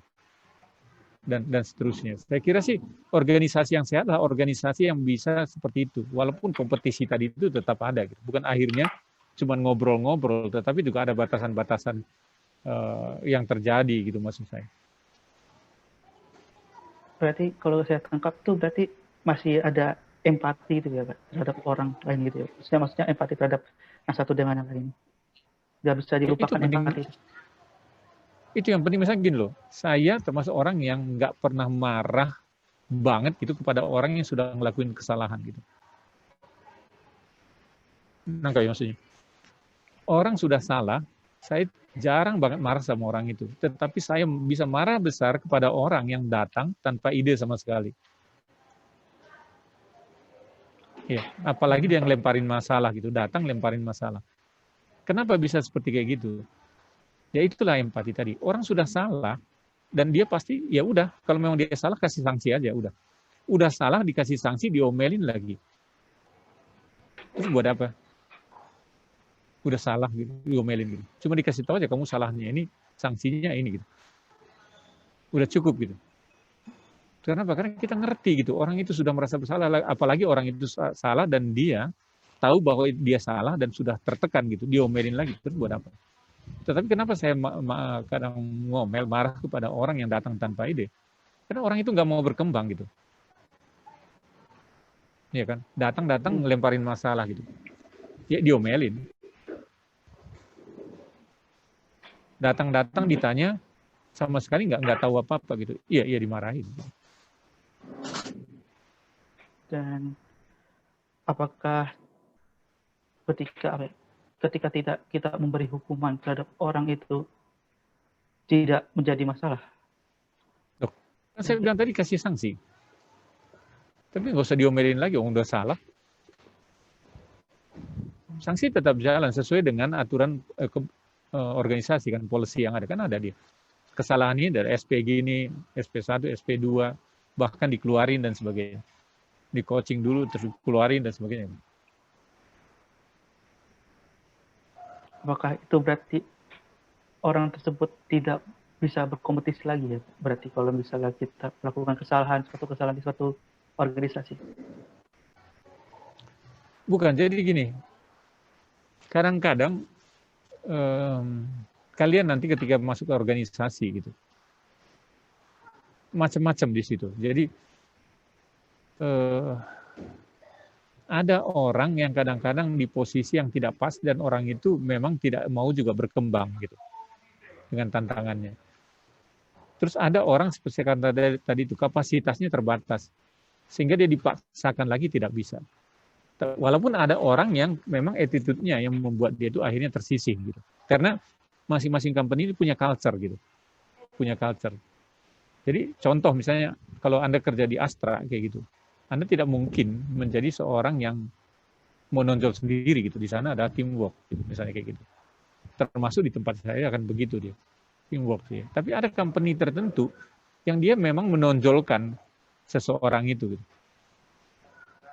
Jadi itu yang akan membedakan satu sama yang lain. Jadi orang pelajarin culture company di mana Anda bekerja dan hiduplah di dalam culture itu. Kalau enggak nanti pasti akan jadi masalah. Itu maksud saya. Dan itu yang kadang-kadang membuat seseorang tersisih. Walaupun tadi saya bilang juga ada yang kayak memang attitude-nya yang aneh kayak gitu. Saya juga kadang-kadang jumpain orang yang aneh gitu. Nggak bisa kerjasama dan sebagainya. Padahal dia dibutuh di organisasi yang membutuhkan kerjasama. Dia mau single player. Padahal saya katakan tadi itu di situ butuh kerjasama. Akhirnya tersisih. Gitu. Jadi yang penting sebenarnya orang tersisih karena kelakuannya dia, kemampuan dia, bukan tersisih karena maunya atasan dan sebagainya. Itu kan sudah sangat subjektif banget. Dan masalah tentang tersisih ini, saya cukup penasaran dengan generasi saya gitu, maksudnya generasi milenial itu yang dibilang itu kita tuh apa ya, suka gratifikasi instan gitu. Apa yang kita dapat tuh mau lebih cepat gitu kan, lebih cepat kita dapat lebih baik gitu. Nah, di tempat Bapak itu apakah cara kerja seperti itu akan bermasalah gitu? Enggak. Saya justru senang gitu. Jadi contoh gini, di tempat saya itu ada yang namanya apps gitu. Mungkin di tempat saya bekerja, divisi saya itu pertama yang buat apps. Aneh kan, bukan di IT, malah di human capital gitu. Kita punya apps. Hampir semua kerjaan-kerjaan human capital di tempat saya itu sudah delivery melalui apps gitu. Namanya Clip gitu. Dan itu dikerjakan oleh milenial. Saya ngasih ide, mereka eksekusi gitu. Bahkan ada di salah satu di perusahaan yang saya manage juga di perusahaan outsourcing, mereka sudah mulai dari ujung ke ujung, ya mulai dari rekrutmen orang itu tinggal scan gitu, masukin data itu nanti diolah oleh sistemnya, terus nanti sudah ada parameternya mana yang cocok, mana yang enggak gitu, dengan posisi yang dituju, nanti dia sudah terseleksi sendiri, yang tidak cocok itu masuk ke database, terus nanti yang cocok itu akan terbagi lagi dia cocoknya di toko A, bidang apa, misalnya toko Erapon, toko iBox, dan seterusnya. Karena ada parameternya lagi. Kalau sudah kayak gitu, nanti sistem itu yang akan mengirim ke kandidat melalui emailnya ke rekruternya untuk ketemu di satu tempat kayak gitu. Dan seterusnya sampai dia penempatan. Ya. Itu sudah jalan dan itu dikerjakan oleh orang milenial. Cuma 2 orang yang ngerjain itu. Ya. Dan itu menarik buat saya gitu. Saya ngasih ide aja dan dia bisa eksekusi. Dan memang harus nggak boleh lagi terlalu birokratis gitu. Kalau saya sih asik-asik aja. Karena kita sendiri juga apa ya, merasa aku takutnya juga bukan takut, maksudnya aku tuh merasa kalau kita emang terlalu tiba-tiba langsung harus apa aja harus ada gitu dan harus cara cepat itu kan permintaannya, takutnya itu kita justru bukan kita sih, akunya malah takutnya malah jadi bermasalah gitu ketika ketika harus ngejar apa ya, kayak banyak hal yang apa ya, tidak penting gitu, malah jadi yang justru yang kita buat gitu. Karena kan kita kan juga kalau membuat sesuatu juga tidak berdasarkan adanya permintaan kan, cuma buat karena kita senang gitu. Loh, makanya itu yang saya bilang tadi, kemampuan, jadi ide itu bisa dijual ketika orang itu punya sesuatu yang membuat dia itu bisa menjual kemampuan tadi itu. Itu yang saya bilang, tolong kalian yang sekarang aktif di persekutuan, sadarin itu gitu. Jangan jadikan beban. Ya. Bagaimana Anda menjual ide itu sangat penting banget gitu pada masa yang akan datang. Kemampuan Anda bernegosiasi, kemampuan Anda menerangkan sesuatu, mengeluarkan ide itu penting banget. Termasuk dalam bidang mode seperti kayak gini tadi. Itu yang pertama. Terus yang kedua, yang menjadi masalah sebenarnya bukan organisasinya, tapi Anda gitu kadang-kadang. Anda sudah takut duluan, nanti kalau ini gini, ini gini, dan sebagainya. Sering terjadi seperti kayak gitu, ketakutan yang sebenarnya tanpa alasan gitu. Persis seperti orang lewat kuburan gitu, terus takut gitu. Kenapa? Ada hantu gitu. Sebenarnya yang membuat dia takut itu apa sih gitu? Bayangannya dia kan, di pikirannya dia kan. Sudah tertanam baru lewat ini akan begini. Sama juga. Kadang-kadang orang yang baru itu sudah mikir dunia kerja itu nanti A, B, C, dan D. Padahal belum tentu perusahaan macam-macam.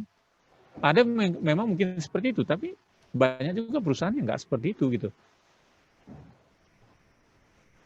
Padahal kan kadang-kadang kalian udah generalisir, nanti akan begini gitu. Kenapa nggak nanti tulus saja, lakuin yang terbaik aja gitu. Saya kira Tuhan juga minta seperti itu kan. Benar nggak? Di Kolose kan jelas kan.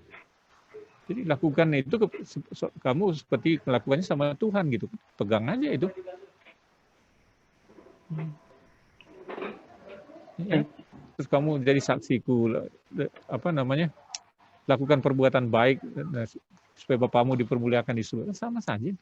Saya kira sih memang prinsipnya kita seperti itu kok. Berarti dalam dunia kerja juga Tuhan masih bisa dipermuliakan ya dengan kerja kita.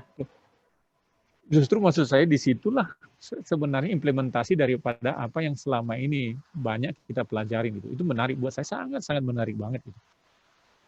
Sangat menarik banget. Justru orang akan ngelihat di situ kan bagaimana kita bekerja itu, bagaimana prinsip-prinsip kehidupan kita, orang akan ngelihat. Jadi karena gini loh, kadang-kadang yang sering terjadi di dunia kerja, apa yang kita lakukan di awal itu akan membawa image ke belakangnya gitu. Iya kan? Kalau Anda melakukan A, B, C, dan D kompromi, ya ke belakangnya juga akan seperti itu. Orang akan menganggap Anda bisa seperti itu.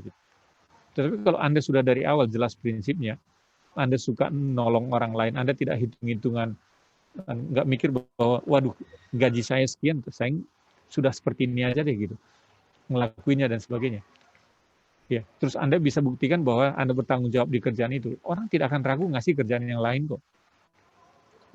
Iya kan? Bayangkan kadang-kadang sering yang terjadi itu ada orang begitu kerja, dia cuma ngerjain di situ aja ya.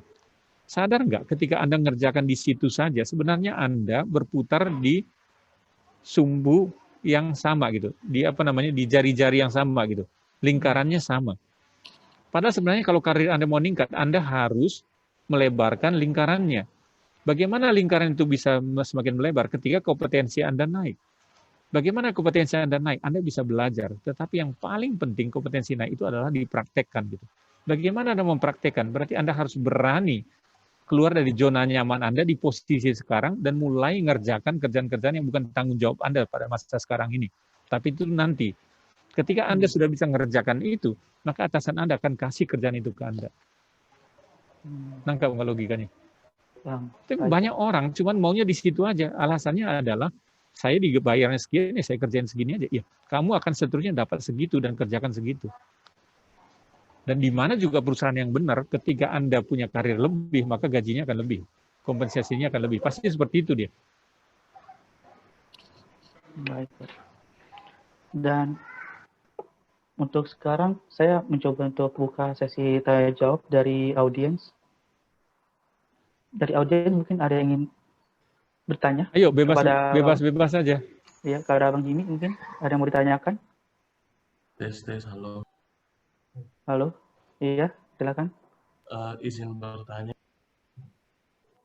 Ayo, santai aja nanyanya. Tanya aja. Iya. Perkenalkan, saya Ariandi, biasa dipanggil Amang. Dari ya, berarti orang Batak kan? Enggak, Pak, orang Manado, Pak. Orang Manado, kenapa Amang?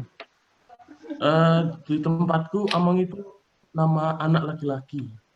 Oh ya udah kalau kayak gitu, karena di Batak Amang itu bapak kan. Ayo, gimana Mang?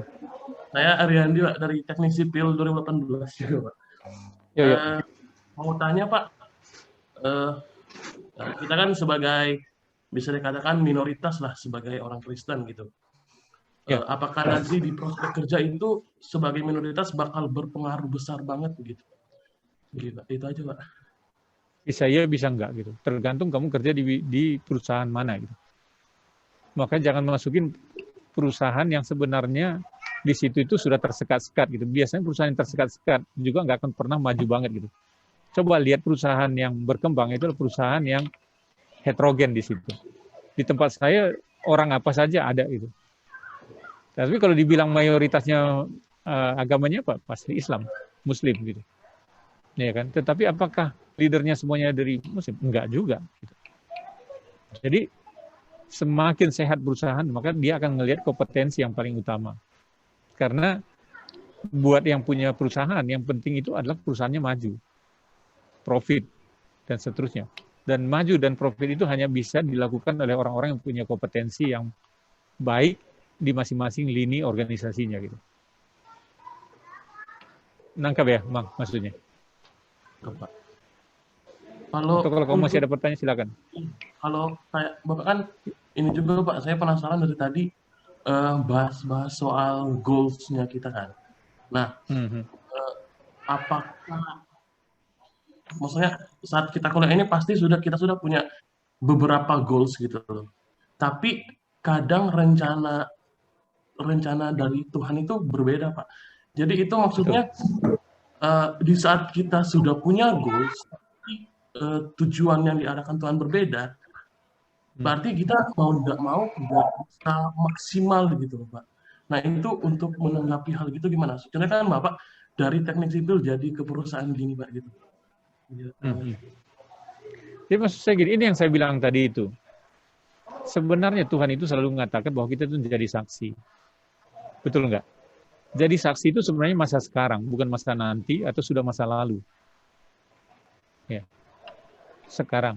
Jadi itu yang saya bilang tadi, lakukan yang terbaik. Tetapi bagaimana melakukan yang terbaik? Anda harus punya goals. Punya impian di depannya. Iya kan? Jadi misalnya tadi saya bilang, Anda kerja mulai masuk di posisi staff. Terus Anda di perusahaan itu Anda pelajarin, ada staff, ada supervisor, ada admin, kadang-kadang bisa langsung manajer, tergantung levelnya gitu. Terus ada GM, terus gitu ke atas gitu. Nah, menjadi aneh kalau Anda tidak punya tidak punya rencana untuk punya karir ke atas. Anda harus pelajarin, Anda harus lakukan yang terbaik terus-menerus sehingga Anda punya karir. Nah, itu yang saya bilang tadi goal. Anda pelajarin di ujung itu seperti apa, terus Anda lihat, wah, untuk mencapai itu berikut parameternya, saya harus punya kemampuan A, B, C, dan D, atau saya harus melakukan A, B, C, dan D. Gitu. Anda lakuin itu. Ketika di tengah-tengah tidak maksimal, Anda ubah lagi. Pokoknya terus menuju ke goal itu. Nah, secara general tadi itu, bagaimana kalau nanti akhirnya berubah? Ya nggak ada apa-apa, karena kita hidupnya sekarang kok. Nggak maksudnya? Bisa jadi di depan berubah, tetapi kalau mindset Anda, prinsip hidup Anda sudah lakukan yang terbaik, terus sehingga Anda tidak mempermalukan kayak gitu. Nah, kan dibilang, kalaupun nanti Tuhan ubah ke tempat yang lain, tidak menjadi masalah kok. Ya. Tapi kan itu nanti gitu. Kenapa Anda bicarakan nanti terus-menerus, pusing gitu kan? Ngerti nggak maksudnya, Mang? Kita hidup sekarang, tetapi kita memang wajib punya sesuatu yang kita perjuangkan di depan.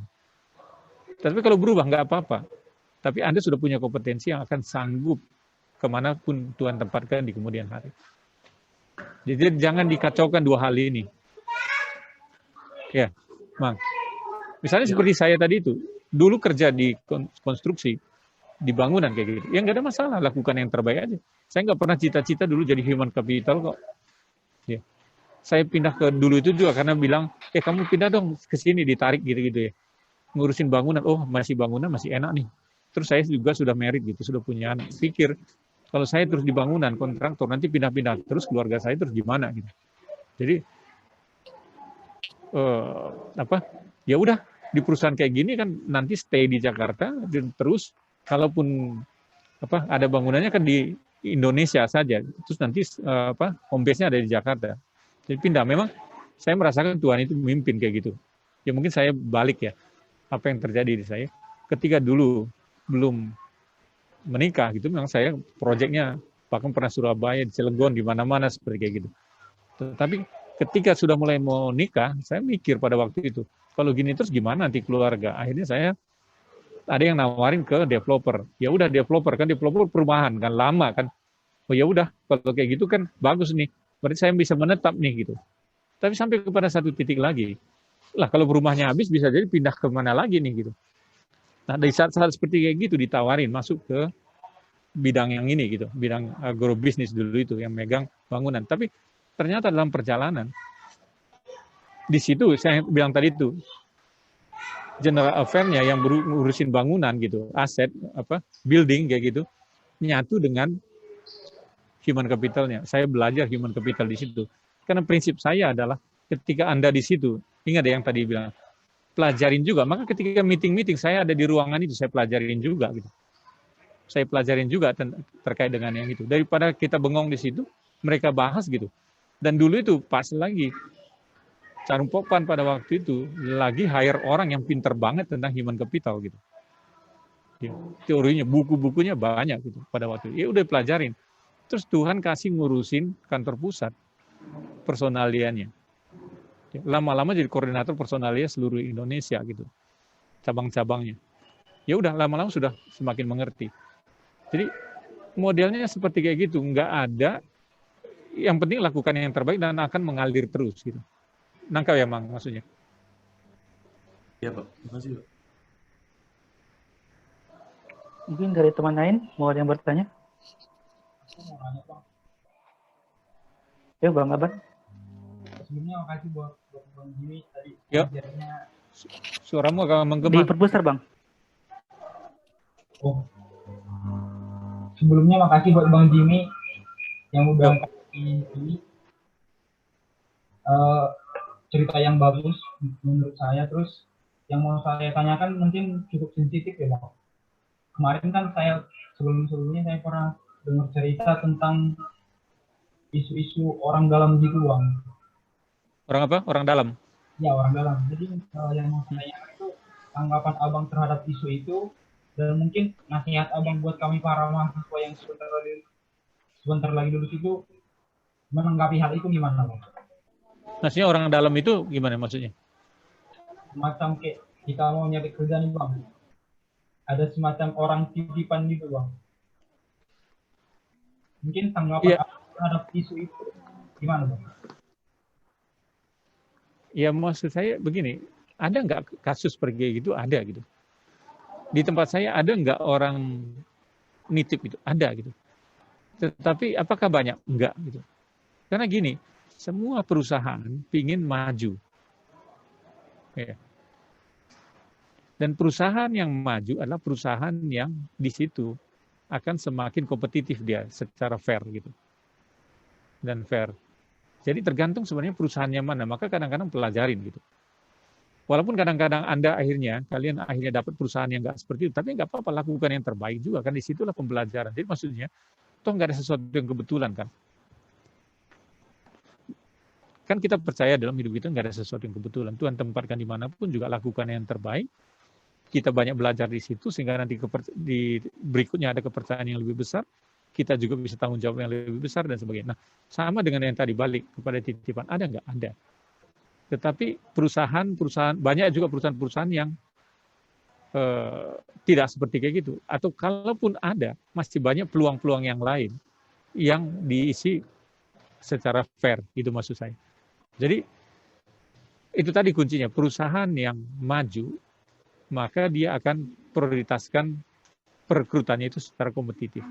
Itu aja dia kuncinya. Jadi nggak usah takut itu. Nggak usah takut. Itu maksud saya gini loh.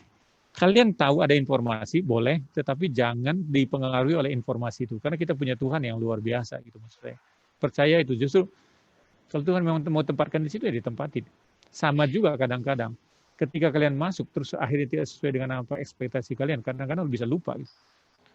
Aduh, ini apa saya seperti kayak gini, terus gimana nih? Nah, lupa Tuhannya. Padahal tidak ada sesuatu yang kebetulan. Tuhan tempatin di situ untuk berkontribusi sebenarnya. Saya dari dulu prinsipnya gitu. Ketika ada di satu tempat, kontribusi apa yang bisa saya lakukan untuk perubahan gitu. Ya. Sejelek apapun lakukan sesuatu untuk perubahan. nangkap ya. Aduh, Oke Bang, terima kasih, jadi Bang. nggak usah pedulikan yang gitu-gituan. Terima kasih Bang. Kamu punya Tuhan yang lebih besar dari orang dalam tuh. Ya. Oke, makasih Bang Laban. Dari yang lain mungkin ada yang mau bertanya? Makasih yang mau bertanya lagi? Ayo, mau siapa? Ini ada pesan pangkatan juga nih, ada Bang Jimmy di sini. Aku lagi bisa nggak? Oh, tanya aja. Boleh, mau bebas aja ya. Ya Bang, ini mungkin hal teknis ya Bang. Abang kan mungkin jadi HRD ya Bang ya, Human Resource Development-nya. Mungkin yang menangani open recruitment ya Bang ya. Ya. Jadi gini Bang, kan di saat open recruitment itu kan mungkin orang yang apply kan ribuan Bang itu, bahkan sampai ya banyak lah orangnya. Mungkin yang mau saya tanyakan itu sesuatu hal yang fresh graduate bisa lakuin supaya di notice HRD gitu gimana Bang? Kan misal kan mungkin gara-gara banyak yang nge-apply jadi HRD-nya cuma baca sekilas doang. Nah mungkin yang saya tanyakan hal yang bisa kita tingkatin supaya bisa di-apply di notice sama HRD-nya gitu Bang. Ya, tadi sebenarnya sudah sempat saya singgung juga ya. Nah, jadi maksud saya gitu. Di timnya saya, di tempat saya, kita itu di bagian talent acquisition atau recruitment itu sudah jelas gitu, sudah jelas parameter apa saja yang dipersyaratkan untuk posisi-posisi tertentu, baik itu untuk fresh maupun yang sudah punya experience, gitu, pengalaman gitu. Nah, tadi juga kan sempat ditanya, apa bedanya orang 1-2 tahun dengan orang yang fresh gitu. Apakah diprioritaskan orang 1-2 tahun dengan yang fresh? Nanti enggak juga, belum tentu maksudnya. Jadi apa yang ditonjolkan, jadi orang sebenarnya mau melihat itu secara utuh. Jadi rekrutmen yang baik itu adalah rekrutmen yang melihat masa lalu. Yang dicek sebenarnya apa yang terjadi masa lalu. Makanya tadi saya bilang, sekarang rekrutmen itu sudah mulai ngelihat media sosial gitu. Hati-hati dengan media sosial kalian gitu. Ya. Kalau aneh-aneh di situ gitu, ya pasti kita sudah take out aja gitu. Ngapain cari orang yang dari awal aja dia bersosialisasi aja sudah aneh gitu. Ngapain nanti juga akan menimbulkan masalah di organisasi dan sebagainya. Tetapi kalau di dalam medsosnya kelihatan aktivitas yang positif, itu menjadi sesuatu yang positif juga buat kita. Terutama, balik lagi tadi aku bilang, di dalam satu perusahaan itu banyak sekali posisi. Kalau posisi itu membutuhkan orang-orang yang nantinya berinteraksi banyak dengan orang lain, ya kan kita punya yang namanya kayak model profiling kayak gitu, DISC gitu, ada orang dominan influence ya, apa yang dia settle stabil kayak gitu ya, dan apa namanya compliant kayak gitu. Kalau dari awal kita sudah tahu orang ini model-modelnya adalah model yang influence gitu, kalau posisinya adalah posisi yang berhubungan dengan orang lain dan kelihatan dia di CV-nya adalah orang yang senang berorganisasi, ya itu menjadi sesuatu yang nilai positif misalnya seperti kayak gitu. Jadi maksud saya tonjolkanlah diri Anda dengan apa yang Anda lakukan, tapi yang tonjolkan itu hal-hal yang positif. Anda pernah ngelakuin apa gitu. Ya, itu yang menjadi menarik. Makanya saya bilang, Anda yang aktif di persekutuan ini sebenarnya punya nilai tambah. Gitu. Punya nilai tambah dibanding orang yang spesialis tadi itu. Ya, terutama untuk posisi-posisi yang tertentu yang kita tahu persis di situ dibutuhkan orang-orang yang sudah siap berorganisasi. Ya. Jadi kalau misalnya seperti saya dipilih orang yang nilainya tinggi misalnya kayak gitu, tapi ada yang lebih rendah, tetapi dia aktif di organisasi dan posisi itu adalah posisi yang nantinya karirnya adalah karir yang banyak berhubungan dengan orang lain, ya maka kan pilih yang satu ini walaupun dia IP-nya lebih rendah gitu.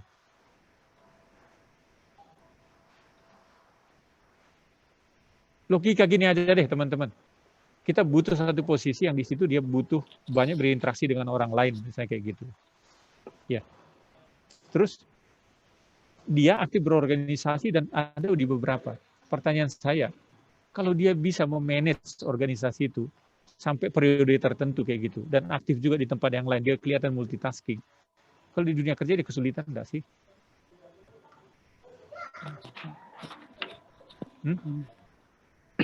Enggak. Padahal kita tahu di kerjaan itu butuh juga nanti belajar, nggak ilmu yang dia bawa itu semata-mata akan menjadi yang utama saja gitu. Iya kan? Orang yang sudah manage itu pasti bukan orang yang bodoh gitu. Dan dia bisa menginfluence orang lain. Kalau dia nggak bisa kan di awal-awal periodenya jabatannya 1 tahun atau 2 tahun, mungkin cuma 6 bulan aja atau 2 bulan aja mungkin sudah turun kali.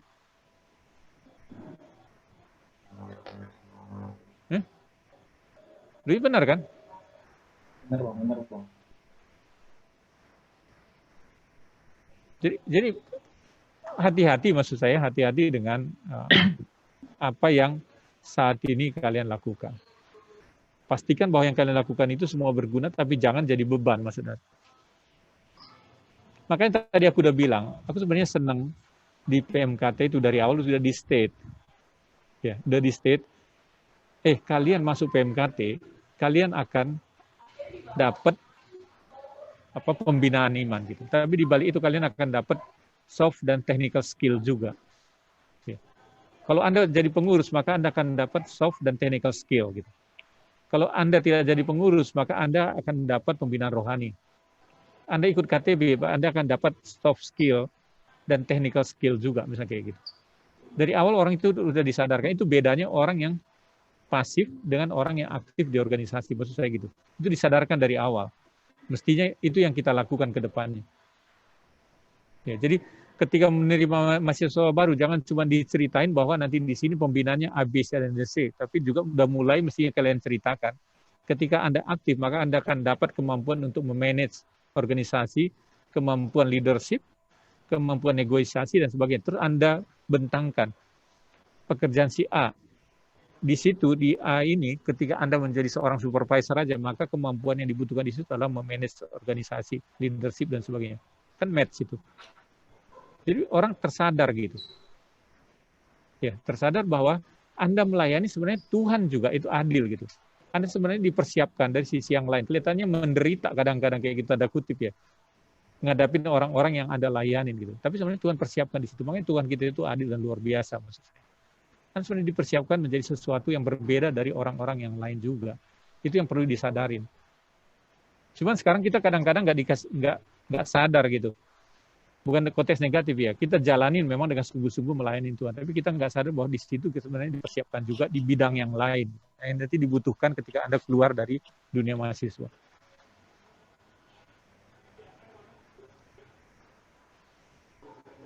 Makasih bang. Yuk. Dari yang lain ada yang mau bertanya lagi? Masih diberi kesempatan ini untuk bertanya. Yuk, bebas saja teman-teman. Apa saja yuk.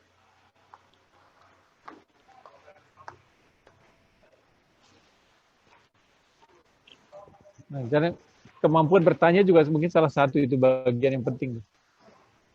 Ayo, bertanya. Tapi aku senang sama kamu kok. Kamu pertanyaannya itu bisa mengalir gitu. Nggak tahu, kerjaan Tuhan kali. Hah? Nggak tahu bang, mungkin kerjaan Tuhan kali bang. Aku juga nggak sadar. Lu tuh Iko tuh diem sekali gitu, kaget kakaknya. Iya, kamu kembangin itu sih. Menurut saya sih orang yang bisa seperti kayak gitu adalah orang yang dia bisa fokus dengan apa yang ada, dengan yang terjadi, dan kamu bisa ngelihat titik-titik penting yang perlu dieksplor gitu. Ya. Ayo, yang lain mungkin. Kamu bayangin dalam meeting nanti kayak gitu ya. Meeting kayak gitu. Kalau kamu punya kemampuan gitu, kamu tahu. Dari sekian banyak pembicara yang ada, kamu tahu mana yang fokusnya gitu. Kadang-kadang ada orang akhirnya nanya sesuatu yang sebenarnya udah diterangin di tengah. Makasih. Yuk, yang lain siapa? Ayo, yang lain. Ini acara kita bisa sampai jam 12. Ini masih ada 20 menit lagi, mungkin ada yang mau bertanya lagi. Bang. Yona, mari. Halo, Stanley. Mumpung ada abang kita. Ayo bertanya. Stanley. Kalian nanya ya nggak apa-apa. Kalau kalian nggak mau nanya ya sudah berakhir gitu kan. Ini ada Gimana, yang mau nanya, gimana? Bang. Siap, Stanley. Bang, siapa? Oke, soal ayo. Stanley, Bang. Yuk, yuk. Ini habis ku cek nih dari yang The Future of Jobs yang 2020 nih, Bang. Gimana? Sorry. Yang The Future of Jobs yang tadi Bang Jimmy minta cek ini. Oh, besar, Stan. Suaranya kamu, Stan. Terus ya? Bentar ya. Bentar.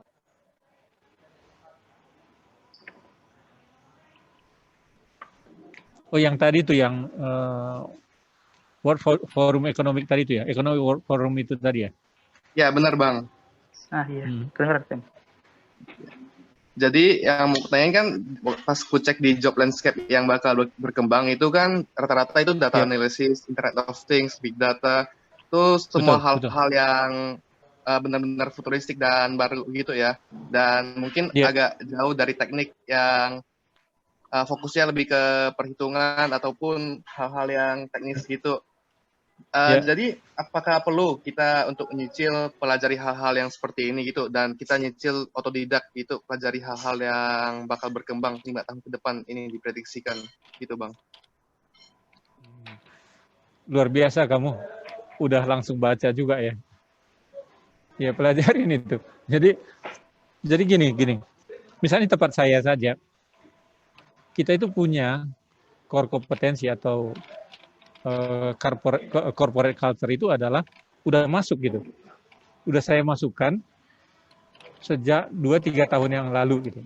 Apa yang masuk itu adalah tentang digital, terus tentang agile gitu. 2 hal ini, agile, digital gitu.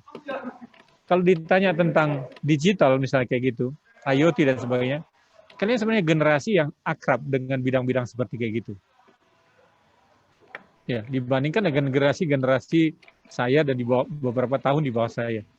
Jadi sebenarnya kalian bukan sesuatu yang akan kaget dengan munculnya banyak pekerjaan-pekerjaan baru tadi itu. Kalian sudah hidupnya itu di situ gitu. Cuman memang yang penting adalah bagaimana kalian itu menambah wawasan aja gitu. IoT, kalian gampang kok. Misalnya gini, IoT, produk IoT misalnya kayak gitu. Saya kasih kalian drone, kalian pelajarin aja udah bisa langsung terbang kok. Benar nggak? Ya. Atau saya ngomongin tentang ekosistem gitu. Ya, karena di tempat saya juga jual produk-produk IoT gitu, ekosistem. Bagaimana misalnya di rumah dibangun ekosistem, orang sudah mulai dari lampu, kulkas, ya, pagar, ya, audio, AC dan seterusnya gitu, terintegrated kayak gitu. Kalian sebentar aja sudah bisa kok. Sebentar aja gitu. Sementara saya di program CSR-nya saya ya, di tempat saya buat satu apps kayak gitu. Ya. Bagaimana guru itu mengajar di dalam sekarang ini, ya, kita buat satu ngajar melalui aplikasi. Kita sediakan dia ruangnya. Jadi satu sekolah kan ini SMK ya, SMK retail bisnis gitu, bisnis manajemen gitu. Kita kerjasama seluruh Indonesia. Mereka bisa pakai itu untuk ajar mengajar gitu di satu sekolah. Kita kasih ruang. Apa yang terjadi? Kita sosialisasikan itu. Muridnya gampang banget masuk. Gurunya masuk apps-nya saja mesti diajarin step-stepnya kayak gitu. Step-stepnya diajarin mesti seperti kayak gitu deh.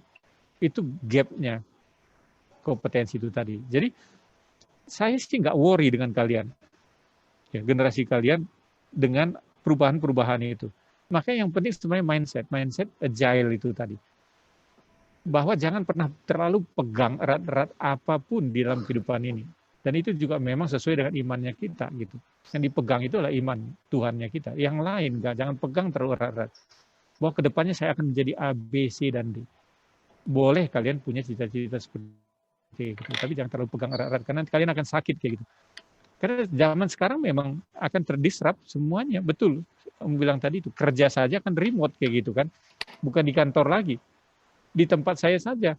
Karena COVID ini, pandemi ini membuat sebuah sananya berubah kayak gitu kerjanya, maka sudah dicanangkan ke depannya juga kita 50-50, 50% itu adalah kamu bisa kerja di mana saja kayak gitu. Ya kan? Sudah berubah dia akan remote. Cara kerja saja sudah berubah. Ya. Jadi ada otomatisasi tadi itu, digitalisasi dan sebagainya. Memang seperti kayak gitu. Semua bidang nanti akan terdigital. Tapi saya tanya ke kalian, kalian ada satu apps baru, kalian perlu diajarin enggak untuk bukanya? Enggak perlu kok. Kasih ke Kak Link tuh. Kak, ini ada satu nih. Ini dong gitu. Ya bingung gitu. Jadi nggak usah worry dengan hal-hal yang seperti kayak gitu. Karena kalian akan bisa cepat untuk beradaptasi. Zaman akan membuat seperti kayak gitu. Ya. Nangkap ya maksudnya Steli ya. Nah, kalau saya ngelihat bidang-bidangnya itu, nggak akan kalian kesulitan untuk split ke bidang-bidang itu. Saya ngelihat kok gitu yang sekarang ini. Misalnya saya buat apps ya. Bayangin ya, ini sama dengan yang tadi itu. Ini perusahaan Era Jaya yang sekarang dikatakan termasuk perusahaan retail besar di Indonesia kayak gitu. Karyawannya sudah 9 ribuan lebih. Kalau sampai di luar kayak gitu udah, karena juga ada di Malaysia, Singapura. Karyawan kita itu udah lebih 10 ribuan gitu. Ya mungkin udah 12 ribuan. Tahun depan mungkin sudah 12 ribu di internalnya saja misalnya kayak gitu. Nah, saya buat apps ya tentang human capital kayak gitu. Sekarang learning-nya saja kita itu learning sudah bukan di kelas lagi, sudah campur sebagian melalui apps. Jadi orang itu belajar terscoring dan sebagainya. Apa yang terjadi? Ya, dan banyak fungsi-fungsi yang lain, mau penilaian juga semuanya sudah melalui apps gitu. Tinggal Anda pegang handphonenya, Anda bisa ngelakuin banyak hal di situ. Ya kan? Mau absen, mau apapun juga, mau minta cuti, mau ini dan sebagainya, minta surat keterangan kerja, mau apapun, tinggal ada di situ semua. Gampang gitu. Generasi-generasi yang baru, nggak pernah ada yang nanya gimana cara gunainnya. Mau belajar sesulit apapun kita buat, tetap aja mereka bisa buka. Tetapi generasi-generasi yang di atas, ya leadernya kadang-kadang buka saja, dia bilang, kenapa sih ini mesti pakai nomor karyawan, kenapa nggak pakai email aja kayak gitu. Untuk untuk salah satu cara masuknya kayak gitu. Udah kita jelasin. Nomor karyawan itu ada semua. Tapi email itu kadang-kadang ada sebagian, terutama yang baru masih personal email. Jadi nanti dia nggak akan bisa masuk. Besok tanya lagi. Cara buka ditanya. Kalian nggak pernah. Nangkap ya Stanley maksudnya. Paham Bang, makasih Bang. Ya. Mau nanya lagi Stanley? Udah. Nah. Oke, nyalain Ya, tidak bagus mau kok. bertanya lagi. Langsung baca Stanley. Jadi nggak usah stres tapinya dengan baca itu. Nih.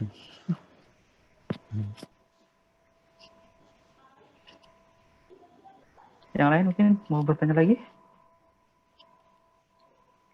Masih ada 10 menit kan?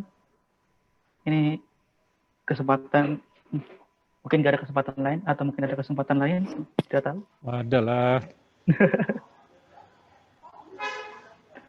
Ayo, yang Ya lain. memang tren dunia kerja akan berubah teman-teman. Iya, tapi nggak usah takut.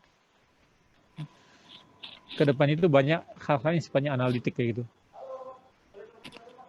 Semua company sekarang ini bicara tentang data gitu, big data, ngomongin tentang digital gitu. Perusahaan-perusahaan yang apapun ngomongin tentang digital. Semua bagian-bagian itu mau disrupt dengan digitalisasi. Mungkin Leonard mau bertanya?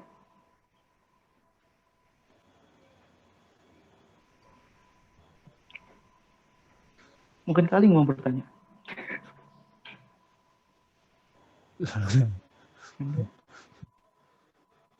Ya, yang lain?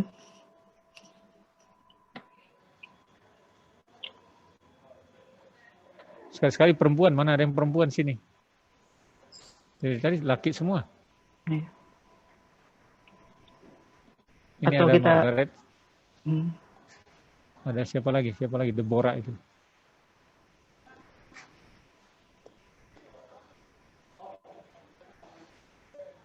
Abang kalau nunggu sampai jam 12 sampai ada yang bertanya, nggak masalah kan ya? Nggak Atau mau masalah, tutup? saya terserah sih. Tinggal ini. Ayo bertanya. Masih ada abangnya ini.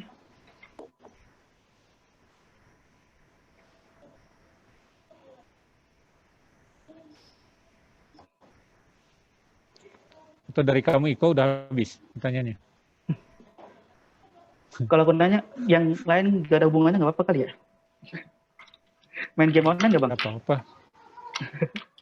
Nggak. Enggak ya? Saya nggak suka. Kalau stres biasanya ngapain bang? Stres. Biar hilang gitu.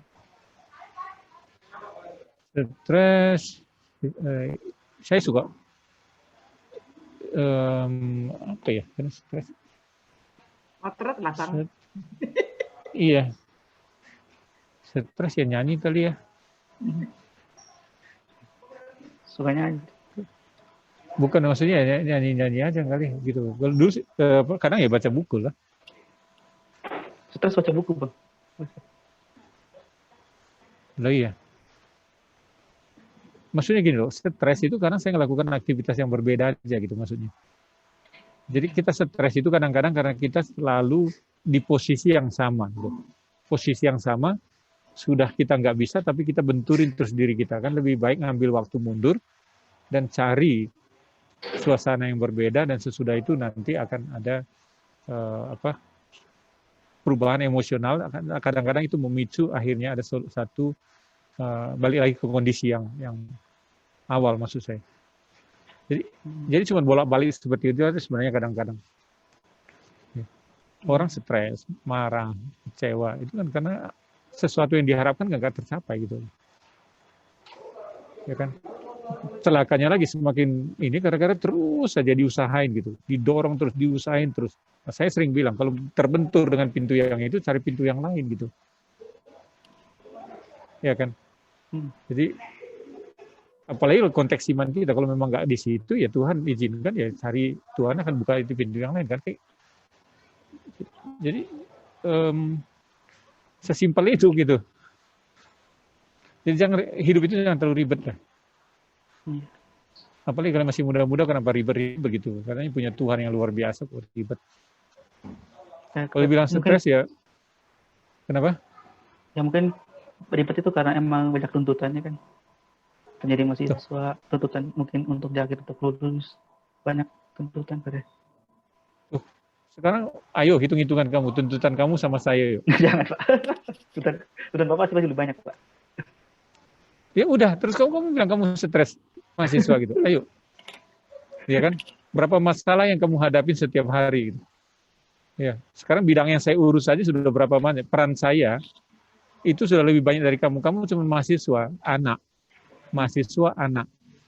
Pengurus PMKT. Gitu. Ada lagi yang lain? Itu kan peran yang kamu harus bertanggungjawabkan gitu. Iya. Lah sementara saya suami, bapak. Saya megang bidang yang macam-macam gitu. Itu aja sudah macam-macam. Ngurusin, mungkin masih ada persekutuan gitu. Ada KTB juga seperti kalian. Dan banyak lagi jentrek yang lain. Pertanyaan saya, kamu di bidang yang sama, mikirnya gitu, dibandingkan dengan kamu mikir di bidang yang berbeda-beda, di dalam satu periode yang tertentu, kamu lebih capek mana? Berbeda-beda. Ini berbeda-beda. Tadinya saya meeting misalnya tentang learning and development gitu. Terus berikutnya saya mesti meeting tentang PMS kayak gitu. Terus berikutnya diajak orang meeting tentang finance misalnya kayak gitu. Terus nanti yang berikutnya ngomong interview orang misalnya kayak gitu. Itu jedanya, itu kadang-kadang apalagi Zoom menulis seperti kayak gini. Jedanya itu cuma berapa menit gitu. Loh, kalau dari sekarang aja kalian sudah ngeluh, bukan maksud saya ngecilin gitu ya. Iya. Ayo belajar gitu. Maksud saya gini loh. Selalu yakinin bahwa apapun yang terjadi itu Tuhan ada di situ. Itu aja sebenarnya kuncinya, teman-teman. Ya. Bahwa setiap peristiwa yang ada itu Tuhan izinkanlah membentuk kita. Nggak pernah Tuhan itu adalah Tuhan yang iseng-iseng. Tempatin di situ dengan segala masalahnya iseng-iseng. Ya udah lu menderita ya sambil ketawa-ketawa gitu. Tetapi dia tempatin di situ adalah untuk mendidik gitu, untuk mengembangkan untuk tanggung jawab berikutnya. Saya selalu punya prinsip seperti itu. Ya. Di sisi yang sekarang, saya lakukan yang terbaik, yang bisa saya lakukan, dan sesudah itu nantikan tanggung jawab berikutnya gitu. Sesimpel itu saja. Tapi kalau kita selalu nolak, sudah terjadi tapi kita nolak, ya stres. Terus ngapain gitu? Stres itu kan pilihan. Lo ya kan? Saya tidak melihat kalau stres itu pilihan, saudara. Itu doang. Loh, sekarang gini, kamu banyak mata kuliah yang kamu, banyak kerjaan gitu. Kamu mau stres dan tidak, itu sama-sama harus kamu kerjain. Terus kenapa kamu pilih stres gitu? Hah? Entah, Pak. Ayo. Saya kalau saya mau stres nggak mau milih stres, Pak, sebenarnya, Pak. Loh, ya udah, nggak usah stres. Nah, nanti kamu ini ya, kalian dengar ya yang saya bilang tadi ini ya. Terus nanti kalian pikirin, terus coba gitu. Dan ingat yang aku bilang tadi itu, stres itu kadang-kadang karena kita melakukan sesuatu dan itu tidak maksimal gitu. Dan kita lakuin lagi tidak maksimal dan membuat kita stres gitu. Coba libatkan Tuhan dan lakukan dengan cara yang berbeda gitu maksud aku. Bisa jadi itu akan membuat kalian tidak stres. Sekarang gini lah, belajar saja ini punya pengalaman nih. Berubah tempat belajar saja bisa membuat suasana yang berbeda. Gitu. Iya kan? Iya. Begitu, Pak. Tadinya stres karena lingkungannya berubah, bisa jadi nggak stres. Maksud saya seperti kayak gitu. Jadi berpikir kreatif deh. Belajar dari sekarang kalian berpikir kreatif bahwa setiap masalah itu sebenarnya ada solusinya. Jangan benamkan diri Anda di masalah itu. Itu aja sebenarnya kuncinya yang saya bilang tadi ke teman-teman. Termasuk stres itu tadi. Ketika Anda terus-menerus melakukan sesuatu dan Anda stres di situ, berarti ada sudah lampu merah di situ. Tuhan sudah kasih warning, kamu rubah caranya kamu supaya kamu tidak terbenam di situ. Ya. Nah, pikirkan gitu. Karena nanti di dunia kerja juga sama. Ketika Anda melakukan sesuatu dengan cara A dan Anda stres, berarti lakukan dengan cara yang lain. Banyak cara kok. Dan ini kayaknya ada titipan pertanyaan, Pak. Yuk.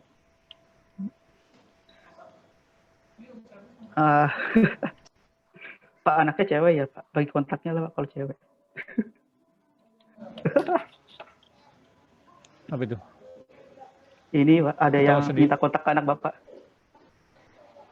Hah? Kontak anak saya? Nggak tahu. Katanya kalau katanya Bapak cewek, katanya minta kontaknya, Pak. Ya, kontak aja tuh Kak Ling itu, tantenya. Oh. Tahu kok Katanya dia dari kecil. Dari kecil juga udah tahu dia. Siapa itu? Nanti rekomendasi nggak ya? Iya. Oke. Aku aja bercanda ya. Dek. Boleh. Dek. Iya.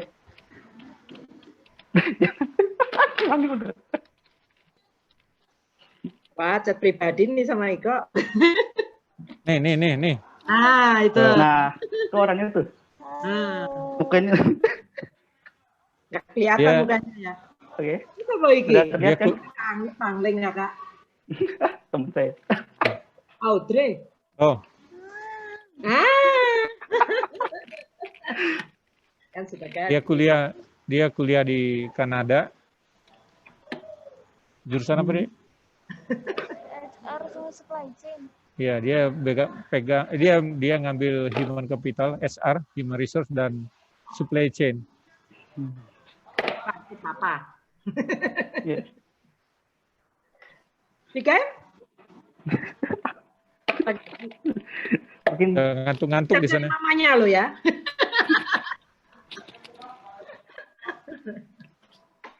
Oke.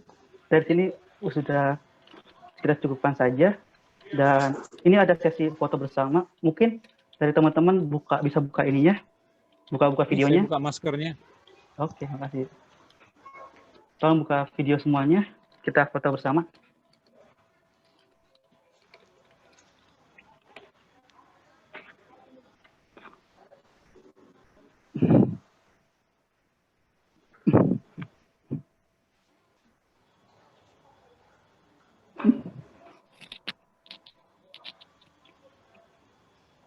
Ayo, yang foto.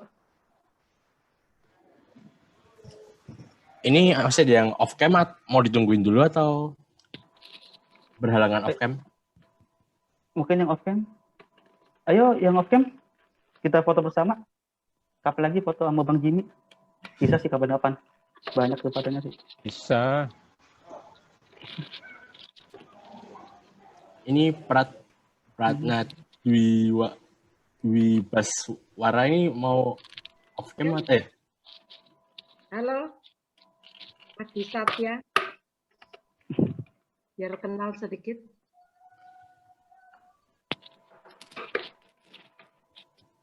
Oke, kita langsung aja ya mendingan. Ya, kita foto aja langsung. Pakai hitungan ya? Oke, 1, 2. Oke, bentar ya. Oke. Lagi. Sudah, Nar? Bentar, aku save dulu. Oke.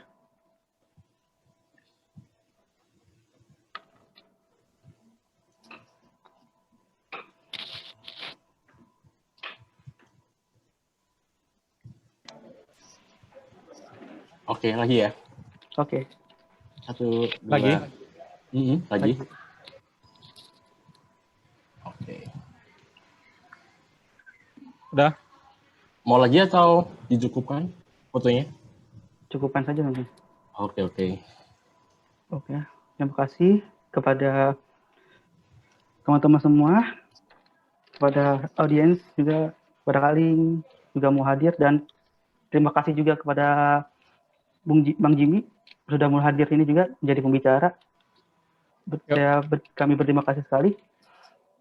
Dan ya, harapan saya apa yang saya bilang ini berguna buat kalian, terutama untuk kalian semakin terbuka wawasannya untuk mempersiapkan ke depannya, gitu aja sih. Mau ada pesan lagi, Bang? Atau itu aja cukup pesannya? Ya itu aja yang penting buat saya, karena dunia kerja itu cepat sekali berubah, tapi jangan takut, kita punya Tuhan yang luar biasa. Banyak belajar tentang tren ke depan seperti apa, seperti laporan-laporan tadi itu, tetapi jangan kecil hati gitu, karena kalian siap kok. Saya tahu persis kalian siap kok ngadapin apapun yang terjadi ke depannya. Ya itu aja, andalkan Tuhan terus dalam hidup kalian. Oke. Baik, berarti kita cukupkan. Terima kasih semua. Shalom. Yuk. Makasih ya, Bang. Ini nggak doa dulu? Oh iya.